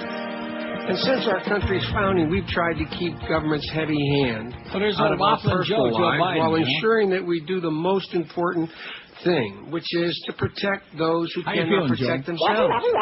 And the debate raging today is about whether we'll continue along that path or whether our courts will continue to be, and whether our courts will continue to be one of the places where society puts the little guy, and I know this is not His something reading you're is supposed to worse say, than the mine, little you know? guy in the same footing with the big guy. The one place David is equal to Goliath is in the Supreme Court. And it's also important to note that you're slated to replace the first woman ever nominated to the Supreme Court. We can pretend that's not the fact, but it is. And through no fault of your own, we're cutting the number of women in half on the court. And now, as I said, that's not your fault. But I think it means that we have to take, at least speaking for myself, a closer look at your stance on issues that are important to women. And moreover, Justice O'Connor brought critical... I tell you, Joe Biden's sure boring, isn't he? Not just him. Oh. Well, let's carry the hearings, what do you say, all week long? Woo. I mean, it isn't as good as these great calls we've had today. Listen, how can you compete? But We got Stern in the morning. We got the Alito confirmation hearings starting at noon. We're up against it, man. Right. And then, of course, we got Al Franken. Inhalant abuse rising among South Florida middle school students, survey shows. They're doing it right under their parents' noses, it says. Oh, what a pun. Middle school students in Palm Beach and Broward counties increasingly are taking sniffs of computer keyboard cleaner, lighter fluid, other household products to get high, according to the most recent state survey of youth substance abuse. This disturbing surge of inhalant use, coming after a decade of decline nationally, is prompting social service agencies in both counties to retool prevention programs and try to raise community awareness. They face a tough challenge because adolescents surf the internet to chat and learn about vapor-producing products, go anywhere to buy and obtain them on the cheap, all the while their parents are too busy or too naive to realize it. Evangelia Ceres, whose son is an 8th grade student at Spanish River Christian School in Boca, said she brought him to a recent community forum because I want him to be educated. My parents never taught me about drugs. I had to learn on my own. George's parents never taught. He had to go out and get his own. And I still do. George Ceres, 14, already knows that inhalants are kind of stupid, is what he said. Speaking of stupid people, most of the kids who do it know the dangers. They do it anyway. Or maybe they're suicidal. What do you think? Stupid. Or just stupid. Or stupid and suicidal. According to the 2004 Florida Youth Substance Abuse Survey, over 7% of Palm Beach County middle school students reported using inhalants in the previous 30 days. About 30, man. Up from 3% in the 2002 survey. In Broward, 7.8% of middle school students claim to use inhalants, up from 5.9% just two years before. In both counties, inhalant use is higher than statewide. Well, if you lived in South Florida, you'd be sniffing anything to get your hands on, wouldn't you? Even the dog's Rectum. ass. Shotgun. Huh? That might work. I'll try it. I mean, at least with Tiny, you could hold him still long enough. 5670560. Let's give it a shot this hour. How this is going to be the hour for the good calls. You'll see. Yeah, why don't you go nationwide, Neil, so the whole country can hear what a bunch of bozos live in South Florida. We'll be doing a public service. Wouldn't you think? Oh, yeah. He's only been on 400 times today, Prozac He Ron. was out of control. Maybe his drugs ran out. That might be it. Or maybe he needs different ones. Jesus, God. Maybe he needs to sniff some right guard. Try Xanax, Ron. No, I'd just be sniffing some lighter fluid right now. Just stick it up your nose and then kind of light it. 5670560, pound 560 in the Verizon. I think the reason that most of the callers went away is because Greg Reed left. Don't you think? Don't you see the correlation? What, he took them with him? Yeah. No, they're despondent. It just ain't going to be the same old crowd no more. WQAM, hello. My phone's being... Wow. Yeah. Yeah, I think we had enough of that one. I think we're going to do the same with him with a gargler from now on. No more. Which is really a shame because, every once in a while, they come up with something good. Every once in a great while. Every third. But on balance, I would say no. No mas. WQAM, hello. My roof cost me $14,000. WQAM, hello. Hey, Neil, please. Yes, sir, speaking. Neil, I got nothing. Never mind. Okay. It's just one of those days. They got no material, man. Oh, it's several of those days. No, but I mean, I don't know. I haven't had too many of those lately. I got nothing. I mean, nothing. No, zero. It's all concentrated today on a Monday. Let's do a different poll on there. Who's your favorite person? Who's your least favorite person? Who do you hate? Who do you like? Paper or plastic? Yeah, who do you hate? Paper or plastic, normal or spastic? WQAM, hello. Hello? Yes. Hey, Neil. I want to talk to you about something I think is important for people.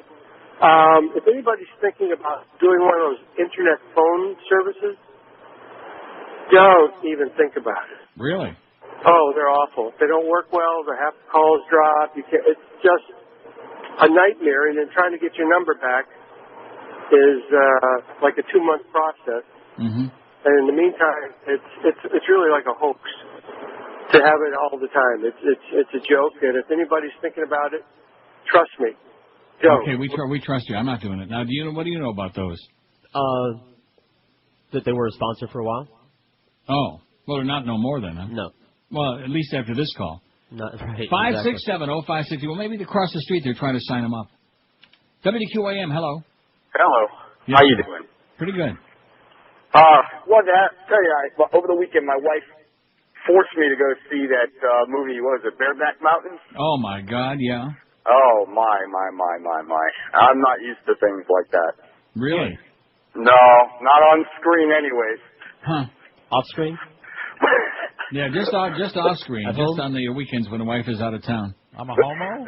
There's a scene in there, by the way, and it's one of these things. I don't think anybody's noticed it, but there's a scene very briefly where one of the guys is on a horse, and you can tell just slightly, if you look real close, that the saddle is on backwards. R. See ya. He thought it was funny. Yeah, he thought it was a panic. I think this guy is riding the side saddle himself. 5670560. He's just not used to them things on film. Like you said, just in real life. Mm-hmm. WQAM, hello. Too bad we all can't be as funny. WQAM, hello. Neil, that was a real good one. Listen, Yeah, that was great. The only first true gay cowboy movie in Hollywood was Blazing Saddles. There was a lot of fairies in that movie, sir. You still getting royalties? That's good. WQAM, hello. I can't believe 24 years since I took your picture at Zeta. Oh, God. Ah! Can you believe that? Today I believe anything. This is Chronic Day. This is is bridge like tender who's been dead. If he called, it wouldn't surprise me today. Exactly. Woody, we need you like we need hemorrhoids, okay? And then we got the what's the other one? That was one of the first callers. Joven. We got the Joven guy back. Like, did they circulate an email or something that I don't know about? Evidently. WQAM, hello. QAM. Yes, I am now going to pick up some old biddies in Hallandale Beach, and I am... WQAM, hello. Hello? Yes. Neil, hey, I have to defend the movie. I saw it Friday. There is so little sexual content to the movie that it's ridiculous, but it's a phenomenal movie. It's so good. It's really so good. But I mean, these phobes that are saying like it's a porn fest, they're out of their tree. Well, who said that? Who said it was a porn fest? Everything that you read in the paper, all they're talking about is two gay cowboy lovers, and it's all, and it really has very little to do with the story. It's two people that just kind of like fell in love, and it just wasn't the time for them to be together. Exactly. Nothing good about that at all. Right. Well, it's still a very, very good movie, and it's not like, they're not necking every 2 minutes. Exactly. Every 3 or 4. Well, listen, I'm going to get me a bootleg copy of it and watch it this week. You'll enjoy it. You'll enjoy it. It might be a little sappy, but you'll enjoy it. Okay, watch out for that side saddle. Thank you. Bye-bye. Bye. I don't know if I'll enjoy it or not. I do like Jake Gyllenhaal a lot. He was in Johnny Darko, right? Donnie Darko. I didn't see it. He's good. Whatever it was that I saw him in, he was good. I always get him confused with Zach Galligan, not because they look the same, but because of the name, I guess. Zach Galligan was the one in Gremlins. Correct. Remember that? Yes, I do. And then he got hit with a case of the ugly so bad that refutes your theory, by the way. But I don't want to argue with you about that because you're the expert. All right. 5670560, pound 560 on the Verizon Singular Wireless line. Although Tom Brady sure holds up your end, so to speak. My end of what? No, seriously, I don't know what it is. He's 28 years old, which is hardly ancient, but, man, he just keeps getting better looking every year, Tom Brady. And playing better, too. Even Josh would agree with the last part. Yeah. I mean, he's no Chris Sims, but... I tell you one thing. When you play a game and you're like 30 out of 40 for like 60 yards, I mean, there's just something wrong with that, Look, you're going to get yours, okay? They're not going to win it this year. I got news No, for you. you're not listening to me. You're getting all defensive. When you complete a whole bunch of passes and they're all like for 2 and 3 yards, that's not exactly a game plan. You're saying, oh, well, Gruden's game plan. Well, what kind of a game plan is that? Maybe that's why they can't score any points, all these 2 and 3 yard passes. What's the point? All those great pinpoint 2 yard passes. It just really, I'm not going to pick on you, though, while you're down. You got your ass kicked by a really weak team, by the way. At least Hank is finally admitting Washington sucks, which they do. 12 minutes after 1 at 560. Your sports station, baby. We're going to be so sports intensive. We're going toward that Super Bowl. The Panthers are starting to turn it around, maybe. Well, they got games against St. Louis and Columbus coming up. If they can't win those games, oh, man. Woo! Good golly, Miss Molly. After those embarrassing and humiliating losses in Jersey and the Islanders and the Rangers, man, oh, man. Couldn't score a goal into an empty net. 113. I know that George has been really disappointed. Much. Not too happy with the work of Dave Strader lately. They're starting to do the Eric Reed thing and talk through his teeth again. I'm not too keen on that. We'll certainly welcome back Jugs McDonald with open arms and legs during that Olympic break, won't we? Resolve yourself to a better night's sleep in 2006 by calling 1-800-MATTRESS right now. Nothing's got a bigger impact on your daily health, well-being, and productivity than a good night's sleep, and you can get one as soon as tonight if you call Dial a Mattress right now at 1-800-MATTRESS. If your mattress is more than 10 years old, I guarantee you it's sagging, lumpy, bumpy. It's time for a new one. And when you call Dial a Mattress, you'll choose from the complete line of all the top names: Sealy, Inserta, Simmons, King Coral, Tempur-Pedic, Stearns & Foster Hewitt. He could do it. Dial a Mattress takes same-day orders all day long from Kendall to Stewart, from Palm Beach to Fort Myers, and you still pick the date and 2-hour delivery window that's convenient for you when you want your mattress delivered. And they're mighty proud of their delivery record on time, 99.7% of the time, which is why I've used them for years, and most of the folks at QM are doing it, even some of the ones who aren't too bright. So start off the new year right with a new mattress from Dial a Mattress. Don't put off getting a better night's sleep one more minute. Pick up that phone right now and give them a call. You don't have to leave your house, waste a lot of gas, a lot of money, a lot of time. Just one easy call, 1-800-MATTRESS, or on their website. You can do your shopping right on there at mattress.com. Dial a Mattress, 1-800-MATTRES. Leave off the last S because it stands for sensational savings. This is Neil Rogers. This is 560 QAM. Holy Mackinac! This is Joe Bowen, the voice of the Toronto Maple Leafs, and you're listening to the Hockey Authority, Neil Gott. Are you tired of the same old when it comes to ice cream parlors? Yeah, boy! Well, you're in luck. From the company that brought you the successful ice cream chain, Baskin-Robbins 31 Flavors brings you the first ever inner-city ice cream parlor from Public Enemy's #2 rapper. Introducing Baskin-Robbins 31 Flavor Flaves. Yeah, boy! That's right. At 31 Flavor Flaves, we put a little something into ordinary ice cream. Instead of a boring old chocolate, at 31 Flavor Flaves, it's called Scoop of Chocolate, bitch. Yeah, boy!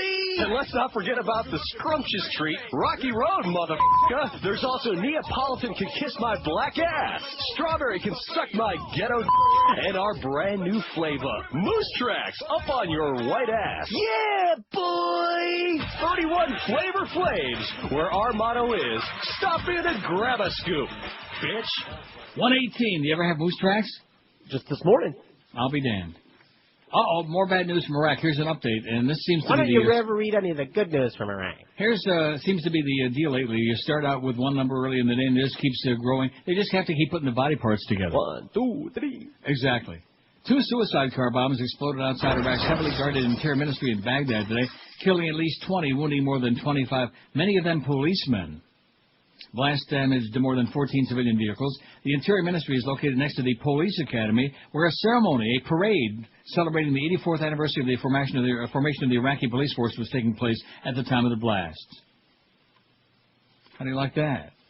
I don't. I think maybe they ought to take a little hiatus from parades and public demonstrations. Things. Yeah, but although I love a parade, but nevertheless. How can freedom be on the march if we can't march? As a matter of fact, when you come right down to it, why do people watch parades in the first place? I don't know. We had yesterday and over the weekend Maybe about it's the boring events. Huh? Maybe it's for the kids. I don't know. Oh, we want to see the floats. We like to see the floats. Yay. Now, what parade was it? Was it on Thanksgiving where somebody damn near got killed in Detroit with the Macy's parade? One of those. Remember it knocked one of the street lights, whatever, on their head, whatever the hell it was. Well, I don't know. It's one of those things that people are into. Don't ask me why. It's like religion. Right. They're into it heavy duty, but I haven't got a clue why. Maybe they're afeared of death. That just could be it. Or maybe they're just stupid. Here's the poll. What's your number one answer to this? Most people are stupid. 138. There you go. That's why the religions have a field day. 464 votes. Stupid 138. A-holes 83. Decent 77. Most people are just good, plain, hard-working, decent folk, aren't they? Yeah, okay. No.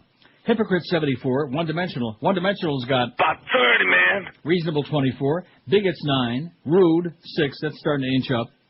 Lifeless 6. Pervert 6. Ugly 5. And jerks 4. Okay? Governor Arnold Schwarzenegger received 15 stitches on his lip yesterday after he and his 12-year-old son were involved in a motorcycle accident near the L.A. home, his spokeswoman said. Schwarzenegger was riding a Harley-Davidson motorcycle with his son Patrick in the sidecar when another driver backed into the street. The governor was unable to avoid the vehicle in his path, collided with it at low speed. Both Schwarzenegger and his son were treated for cuts and bruises. I'm joked up about it. At St. John's Hospital in Santa Monica and released. Both were wearing helmets at the time. The other driver uninjured. Aren't you excited about that? Great. I'm a Yeah, great I wonder what Pat Robertson has to say about that. That was a warning from God is what it was. Well, God saved him from it being any worse. That was a warning from the Lord. You better cut your crap, Arnold. Okay? Or you're going to be next. You and Hugo Chavez. Oh, and speaking of 85 million reasons not to go on cruise ships, although the good news is if you have some kind of a mishap on a cruise ship, Rita Cosby and the MSNBC staff will be there for weeks on end afterward to try to piece together the mystery. Oh, she is just brutal. It's unspeakable. She's unspeakable. But I'm going to tell you something. As bad as she is, compared to the Maury and Connie show, which debuted yesterday, she's like an award winner. Now, so you're piquing my curiosity about that. Oh. I just couldn't believe it. I watched about 2 minutes. Oh, like when Hank asked me if I saw the thing with Matthew McConaughey and Terry Bradshaw, and then he told me he liked it. And I didn't. I watched about a minute of it to see what the hell it was, and it was pathetic. Did you see it, Josh? No, thank God. Oh. First of all, anything Terry Bradshaw is involved in has got to be so stupid and so illiterate and so ignorant. It's indescribable. And this is what they're appealing to. You see, I just don't understand. In other words, if I'm a football fan, which I am, I have to be that dumb? Is that the deal? Is that the message that the networks are telling me, that I have to be a moron and watch these ex-jocks slapping each other on the back and high-fiving and yucking it up and fake arguments back and forth? And there's Jimmy and his Johnson who just rake it in the cash, laughing up his ass, you know? What a phony he is, Jimmy's Johnson. He sure talks a good game, though. Pop, pop, pop, pop, beep, beep, beep, beep, pop, you know. You're full of crap, Jimmy, okay? Anyway, the cruise ship's getting back to that. Officials were searching Saturday for a 15-year-old girl from Ireland who they said fell off a ship near Isla Mujeres, the Isle of Women. Isn't that what that is? My favorite island, right. A Caribbean island near Cancun that's popular with turistas. Isla Mujeres. Or I like saying that. Ooh, man. Very, very Where did the Spaniards get that from? I think they had a loogie. I think the king had like a frog. Is that what it was? Stuck in his throat. Maybe Isabella. Maybe she had some. She thought it was something interesting, but it's not.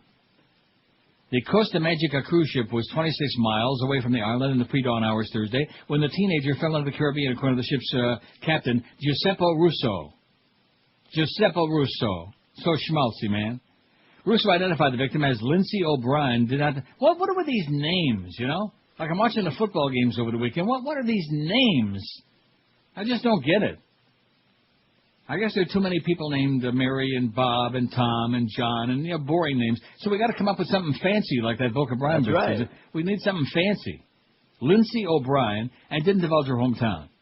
Newspapers in the missing teen's native Ireland spelled her first name Lynsey, however, and reported she was from Dublin. He spelled it Lin, Lindsay like Mincy, but it's from Dublin. Maybe she was doubling her pleasure. Rough sea conditions had slowed the search, said Gennaro Medina, a federal official at the office of the port captain on Isla Mujeres.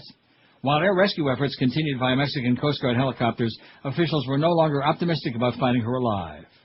Guess where the ship left from on January the 1st? I don't know. Fort Lauderdale? That's the one. Fort Lauderdale. On January, I plan to spend a week visiting sites in the so-called Riviera Maya near Cancun before heading to Cuba. It had been scheduled to arrive at the island of Cozumel, south of Isla Mujeres, early Thursday morning, but was delayed because of the search. The Italian flag Costa Magica is part of the fleet of Costa Cruises, which is controlled by Miami-based Carnival Corp., the world's largest cruise operator. Slip him the Mickey, baby. How do you like that? Another one bites the dust. And they still haven't found that guy with all the blood in the room and the big fight and the brawl and everything, that guy that disappeared. Right. Still haven't found his ass or the rest of them either. Oh, no, you're wrong, Neil. There's no vacation like going on a cruise, man. There's nothing like cruising it. Yeah, I've been cruising. Remember those years long ago when some people used to be cruising Biscayne Boulevard till 3, 4, 5 in the morning? Remember those years? Not George, though. Hey, there was something out there for everybody. And, of course, now there's like a different disease out there for everybody, I'm thinking. They still like hookers on Biscayne Boulevard or not? You know how out of touch I am. Mm-hmm. You think? I don't know. Well, how the hell would you know? You're never on Biscayne Boulevard. It's way... I would say you're probably about as far south right now. No, I take that back. Now you're gonna have to get a passport when they move the station. That's true. Because they're going to be moving. Dairy Road. What? Huh? No, I go over here to Best Buy all the time, but this is about as far south as I get. No, but what is it? 150 something? That's because I forget. No, not that far south. It's like 189th something. Less. Oh, it's only a few blocks down the road, down the Hershey Highway. Like just north of Miami Gardens. It's like 1 block. Well, I mean, don't you think I know I was there a zillion times to pick up my packs and checks when I wasn't working, when they were paying me to go away? 184, 185, something like that. Maybe Joe Bell's going to have the good news for me. They're going to pay me for the next 3 years, but no work. Maybe once in a while a cameo, a guest appearance, while you're holding down the fort. Right, holding on for dear life. What do you think? Do you think that's a good idea? No. Hey, if you're at a dead-end job and underpaid like poor Josh Cordes, I hope I can get some good news on your raise. Has Clarence talked to you about your raise yet? It's already the 9th of January. What do you think? No. Well, don't let me forget now. You know, you're sitting there when Clarence comes in every morning. If he happens to show up tomorrow, and I'm sure he will, put his feet to the fire. Okay. I'll help you, like I have all along. I'll, put a gun to his head. Say, cut the crap, Clarence, you idiot. You quisling. You fairy. If you're underpaid in a dead-end job, if your New Year's resolution is a high-paying career, then you better act now. Pick up the phone and call Fast Train right now at 1-866-FAST-TRAIN. Because Fast Train can get you trained and ready for that new high-paying career in just a few months. Turn your life around, baby. That's right. Obtain your new high-paying career in just a few short months. The demand for medical coding specialists and computer professionals right now is at an all-time high. Fast Train offers convenient day, evening, and weekend classes, job placement assistance, and financial aid for people who qualify. So pick up that phone and call Fast Train at 1-866-FAST-TRAIN. Fast Train's placed over 100 people just like you in 2005. Check Fast Train out on the web at fasttrain.com, but you better act now in order to obtain that new high-paying career because classes are filling up fast. Don't miss the train of opportunity this year. Call 1-866-FAST Train. This year, make that New Year's resolution a reality by making that call, 1-866-FAST-TRAIN, and be sure and tell them that Todd Dreck told you to call. This is Neil Rogers. This is 560 QAM. They killed him. This station presents Real American Heroes. Real American hero. Today, we salute you, Mr. Egghead Jeopardy contestant. Mr. Egghead Jeopardy contestant. You, sir, are imbued with the God-given gift to respond to questions that are actually answers with answers that are actually questions. And you get every single one right. Yes, you've accumulated a vast fortune, Mr. Egghead Jeopardy contestant, with a head full of knowledge and a fistful of butter. You've made more money than Merv. And you're a whole lot funnier than Alex. But that's not really saying much. I'll say. So the next time you think you're smart enough to be on that show, plop your brains on the couch and drop your jaw in salute to Mr. Egghead Jeopardy contestant, a real American hero. Mr. Egghead Jeopardy contestant. Sorry, form of a question, please. 27 till 2. What's a really bad show on at 7:30 every night? Bush authorized spying spills into Alito hearings. I know it's over my head. Yeah. U.S. Senator, huh? There actually is a Jeopardy slot machine game, by the way. Is there? Yeah, I haven't played it. In fact, they're like almost, you name a TV show, like sitcoms and all this other crap, and there's like really slot games. What? Yeah. Three's Company? There's Family Feud. Okay. Maybe I ought to start trying them different games. What do you think? Might improve your luck. Yeah, or not. Or crush it, right. U.S. Senators challenging Samuel Alito's Supreme Court nomination are focusing on a potentially combustible issue to raise at the confirmation hearing starting today, the limits of presidential power. Over the next several days, the members of this committee will question you to find out what kind of justice you will be. Senators say Alito, isn't that pretty profound? Oh, yeah. These are the opening statements again, total waste of time. Senators say Alito's writings endorsing a strong executive have taken new significance since the disclosure that dictator George W. Bush authorized eavesdropping on Americans without court approval. See, here's another. How many reasons have we got for Bush to be impeached now? About 30, man. I would say at least. Right. And in the meantime, bada beep, bada boop, bada bop, and he's in a rose garden this morning and talking crap. Democrats have decided the issue is so politically potent that they're leaving questions on abortion mainly to Republicans, a tactic that runs the risk of offending some of their strongest supporters. The intense focus on presidential power has unnerved some women's rights groups, which have traditionally played a central role in Supreme Court confirmation hearings. Another stupid move by the Democrats, as usual. Grasping defeat from the jaws of victory, which is their speciality, du jour. Even two Republicans on the Senate Judiciary Committee, Chairman Arlen Magic Bullet Specter of Pennsylvania and Lindsey Graham of South Carolina, say they'll query Alito, they'll query him on the responsibility of the courts to constrain presidential authority. The spying raises very fundamental questions about how we proceed to gather information, fundamental questions on privacy, and the Bill of Rights Specter says, Bill of Rights, what that? I remember those, don't you? Just a piece of paper. When you're just a little child. In fact, that would be a good thing. I'm doing a poll about things you miss from your childhood. The Bill of Rights. There you go. Free speech. Mm-hmm. I like that. 567. Are you going to take a couple of more calls here this half hour? That would be really a bad mistake on your part. Oh, come on. It'd be nice if we had some. Well, I've been rambling there, man. I've been a rambling man. You'll see. Speaking of that, during the next break, the video is up on the website. The video's up on the website. Howard Dean, Wolf Blitzkrieg and Howard Dean. Now, bear in mind, he asks them one very boring question first about terrorism, and then they go into the whole Abramoff thing, which is funny to hear. Wolf's reaction when he doesn't get the answer he wants. I see. Like speechless, huh? Oh, the sigh, the heavy breath sigh. Yeah. Too bad, Wolf. Okay, take off the hip boots. You're out. 5670560. Let's get 1,000 calls in between now and 2 o'clock. What do you say before the Moemeister comes on? Let's get with it. WQAM, hello. Hello, Neil. Yes, sir. How you doing? I got one for you, Paul. Okay. How about those local TV news shows that have their viewpoint, those shows, they come on Sunday morning? Yeah. You get tired of those. Every time one of those comes on, I want to drink a roofie and What rake does that have myself. to do with our poll? I don't understand. What does that got to do with the poll? Isn't it shows that you're tired of or something or whatever it is? Yeah, I know. It's calls that we're tired of, like yours. Wow. Shows that you're tired of? Where do you get that? Who knows? Probably pulled it out of his Rectum. ass.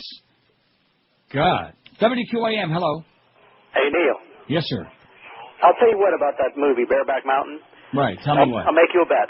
I wouldn't steer you wrong. If you go to that movie and you don't get verklempt more than one time, it's a love story. Right. Pure and simple. If they don't like who's loving who, that's their business. But it's a love story.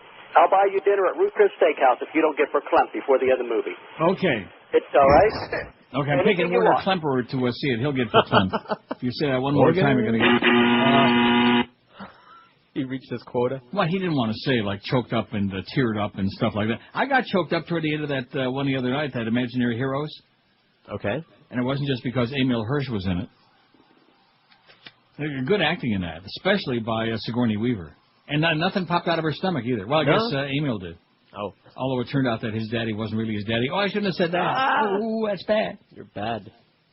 Well, it was good. Acting was excellent. And the only problem was the ending. I'm not going to spoil it for you, but the ending was like, it was one of those abrupt turns, you know. I hate that. And all of a sudden, everybody's happy, and everybody's smiling, and they're all dressed real neat and clean, and the kid graduates from high school, and he plays the piano up there on the stage, and but I guess after all the grief they put you through, they needed that, you know?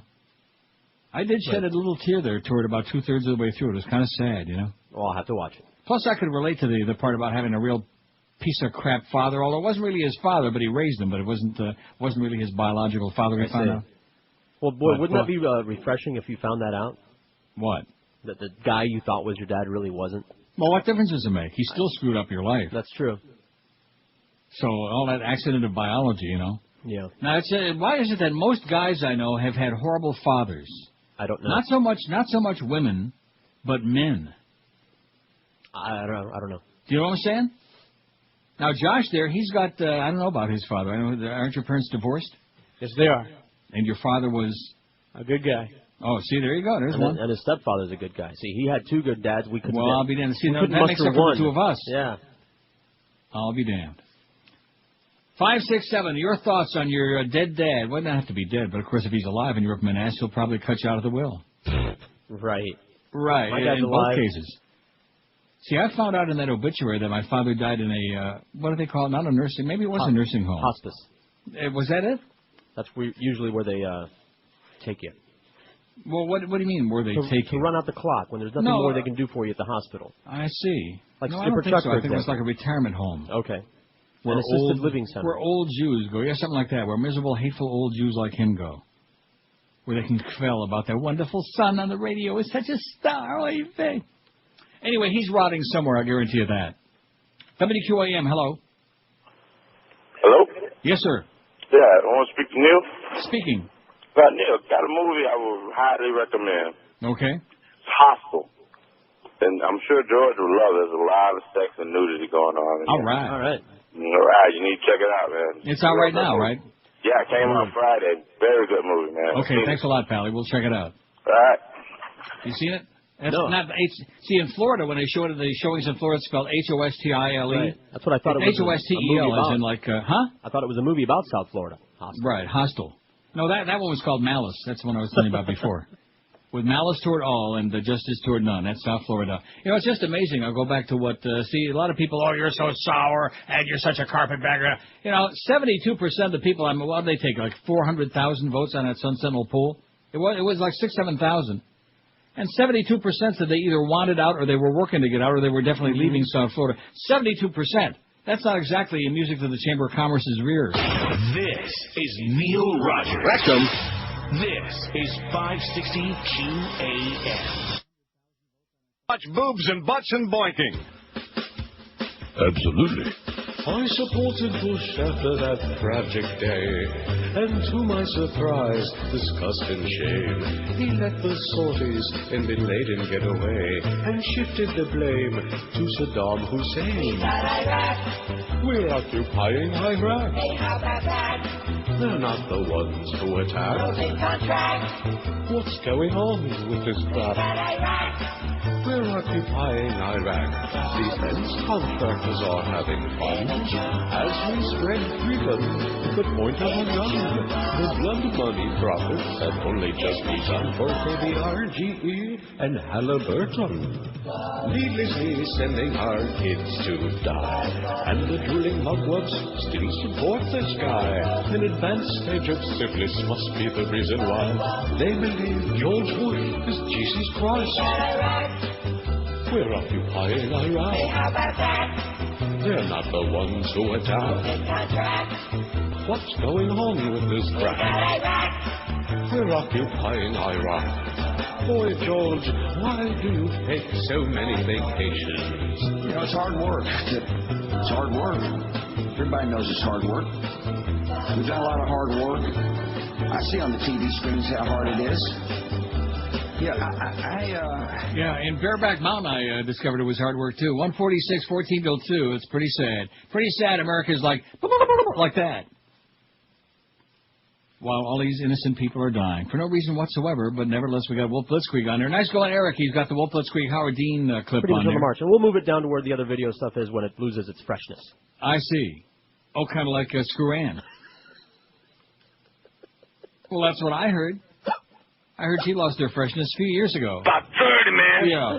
Anyway, it's right under the poll, okay? Take a look at it. It'll give you a chuckle, okay, to see how desperate Wolf Blitzkrieg is. That goose-stepping, pedantic jackass on CNN. Yeah, I just watched it. It's pretty good. Yeah, good. I'll watch it right after the show. I don't want to get distracted. Now we got a big, high-paid show here, man. And before we finish today, just to not be outdone by Stern, we're going to say the F word. How do you like that? As a matter of fact, I already have said it during every break. I didn't say on the air necessarily. Fondue. The round-the-clock availability that cell phones and pagers have brought to people's lives may be taking a toll on family life, a new study suggests. Don't you just love the people who take studies like this? Mm-hmm. The study, which followed more than 1,300 adults over 2 years, found that those who consistently used a mobile phone or pager throughout the study period were more likely to report negative spillover between work and home life and, in turn, less satisfaction with their family life. Spillover essentially means that the line between work and home begins to blur. Work life may invade home life when a parent is taking job-related calls at home, for example, or household issues may start to take up work time. In the latter scenario, a child may call mom at work not to say that he aced his English test, but that the microwave exploded. Yeah. The problem with cell phones and pagers seems to be that they're allowing forever more spillover between work and home. That's slopover, according to the findings published in the Journal of Marriage and Family, one of my favorite This may be especially true for working women, the study found. Among men, consistent use of mobile phones and pagers seem to allow more work issues to creep into family time, but for women, the spillover tended to go in both directions. Being connected means that work cut into home time and family issues seeped into work life. It's seeping, man. Nothing worse than having a seeping problem. Want to grab that?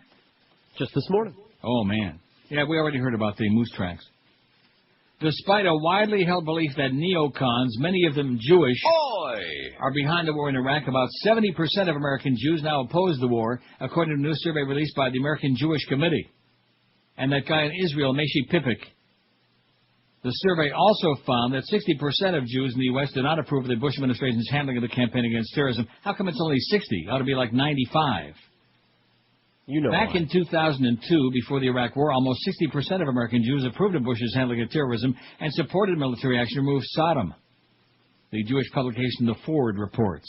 But by the fall of 2003, after the Iraq attack, only 43% of Jews in the U.S. approved of the war, and 41% had a favorable view of the campaign against terrorism. In the latest poll conducted by Market Facts, only 28% said they support the war. 28% of Jews. And you know who they are, don't you? Yes, I do. Like Jew Lieberman. Mm-hmm. All right, And like Richard, all those right-wingers. And Miss Drudge, self-hating queens. Among those polled, 26% said this is the thing I find amazing. 26% said they're extremely conservative or slightly conservative. 29% said they're moderate, which means that 45% said they're liberal. Doesn't that surprise you? Well, I forgot that liberal's a dirty word now.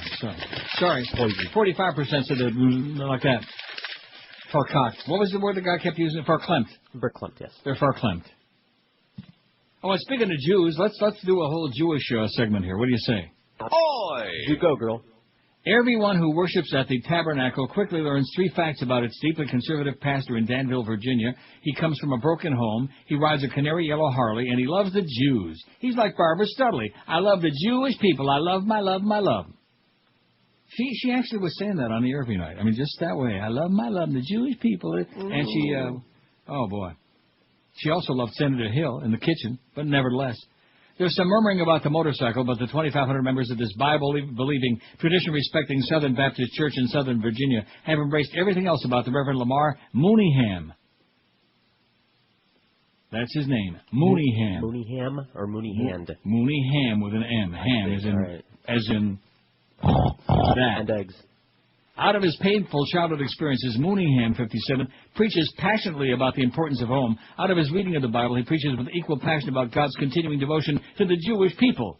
And God's devoted to them. That's why so many of them have been slaughtered throughout the years, because he likes testing everybody all the time. How's that test going? Not too good. Get an A yet? No. I feel jealous sometimes, this term that keeps coming up in the old book, the chosen, says the minister who's made 3 trips to Israel and named his sons Isaac, Jacob, and Joseph. I'm a pardoned Gentile, but I'm not one of the chosen people. They're the apple of his eye. I think he probably means some of them are rotten to the core. Scholars of religion call this worldwide philo-Semitism, the opposite of anti-Semitism. It's a burgeoning phenomenon in evangelical Christian churches across the country, a hot topic in Jewish historical studies, and a wellspring of support for Israel.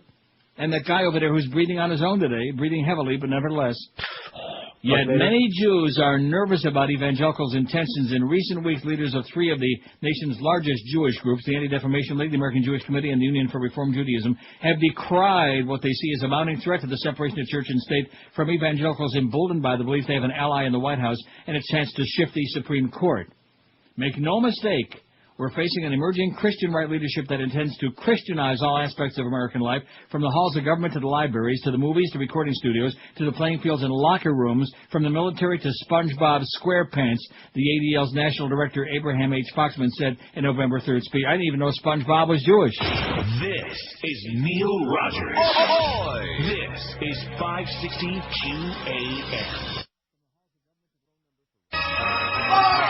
Neil Rogers on Sports Hole Radio, WQAM. Baby, launch a couple missiles toward a place we know and aim 'em at a fella whose first name begins with O. There's one thing we all understand. Al-Qaeda won't be finished until we blow up Pakistan. We could chase them round forever with our tanks and all our troops. Special forces are so tired of jumping through them hoops. You know we need another plan. Absolutely. So let's cut out all the nonsense and go blow up Pakistan. Right. Al-Qaeda needs a nuclear tan. Why don't we stop pussyfooting and go blow up Pakistan? I'm dying over here. Oi! Boom, boom. Boom Boom Jeffrey on big number 5 for the Montreal Canadiens. I wonder, is he still dead? I think he's still dead. I'll check. I think he's alive. I don't know. 574 votes on the poll today. Boy, it'll be really fascinating. Here's a good reason to stay tuned to see if Mo is as surly as I'm told he was on Friday, to see if the hangover hung over for the weekend. Man, extra surly, extra psychotic, and extra cheese and Pappy Rooney, man. And you're supposed to play all for me, but don't do it. All. Here's our poll so far today. What's your number one answer to this? We're awfully cynical. You know, most people are just average, run-of-the-mill people just trying to make a living, machs 11, right? Yeah, except down here. Trying to fake their way through life. Most people are stupid, 170. That was my vote. No, that was your vote. I was even more cynical than you were. 170 say stupid. Decent, 109. See, there's the nice gentile approach. Most people are decent. They're okay. A-holes, 95. Hypocrites, 85. And then it's a big drop down. One-dimensional, 35. Reasonable, 27. Rude is moving up nicely, 11. If you've been in South Florida more than 5 minutes, you'll discover. Bigots, 9. Lifeless, 7. Perverts, 7. Ugly, 7. And jerks, solamente 5.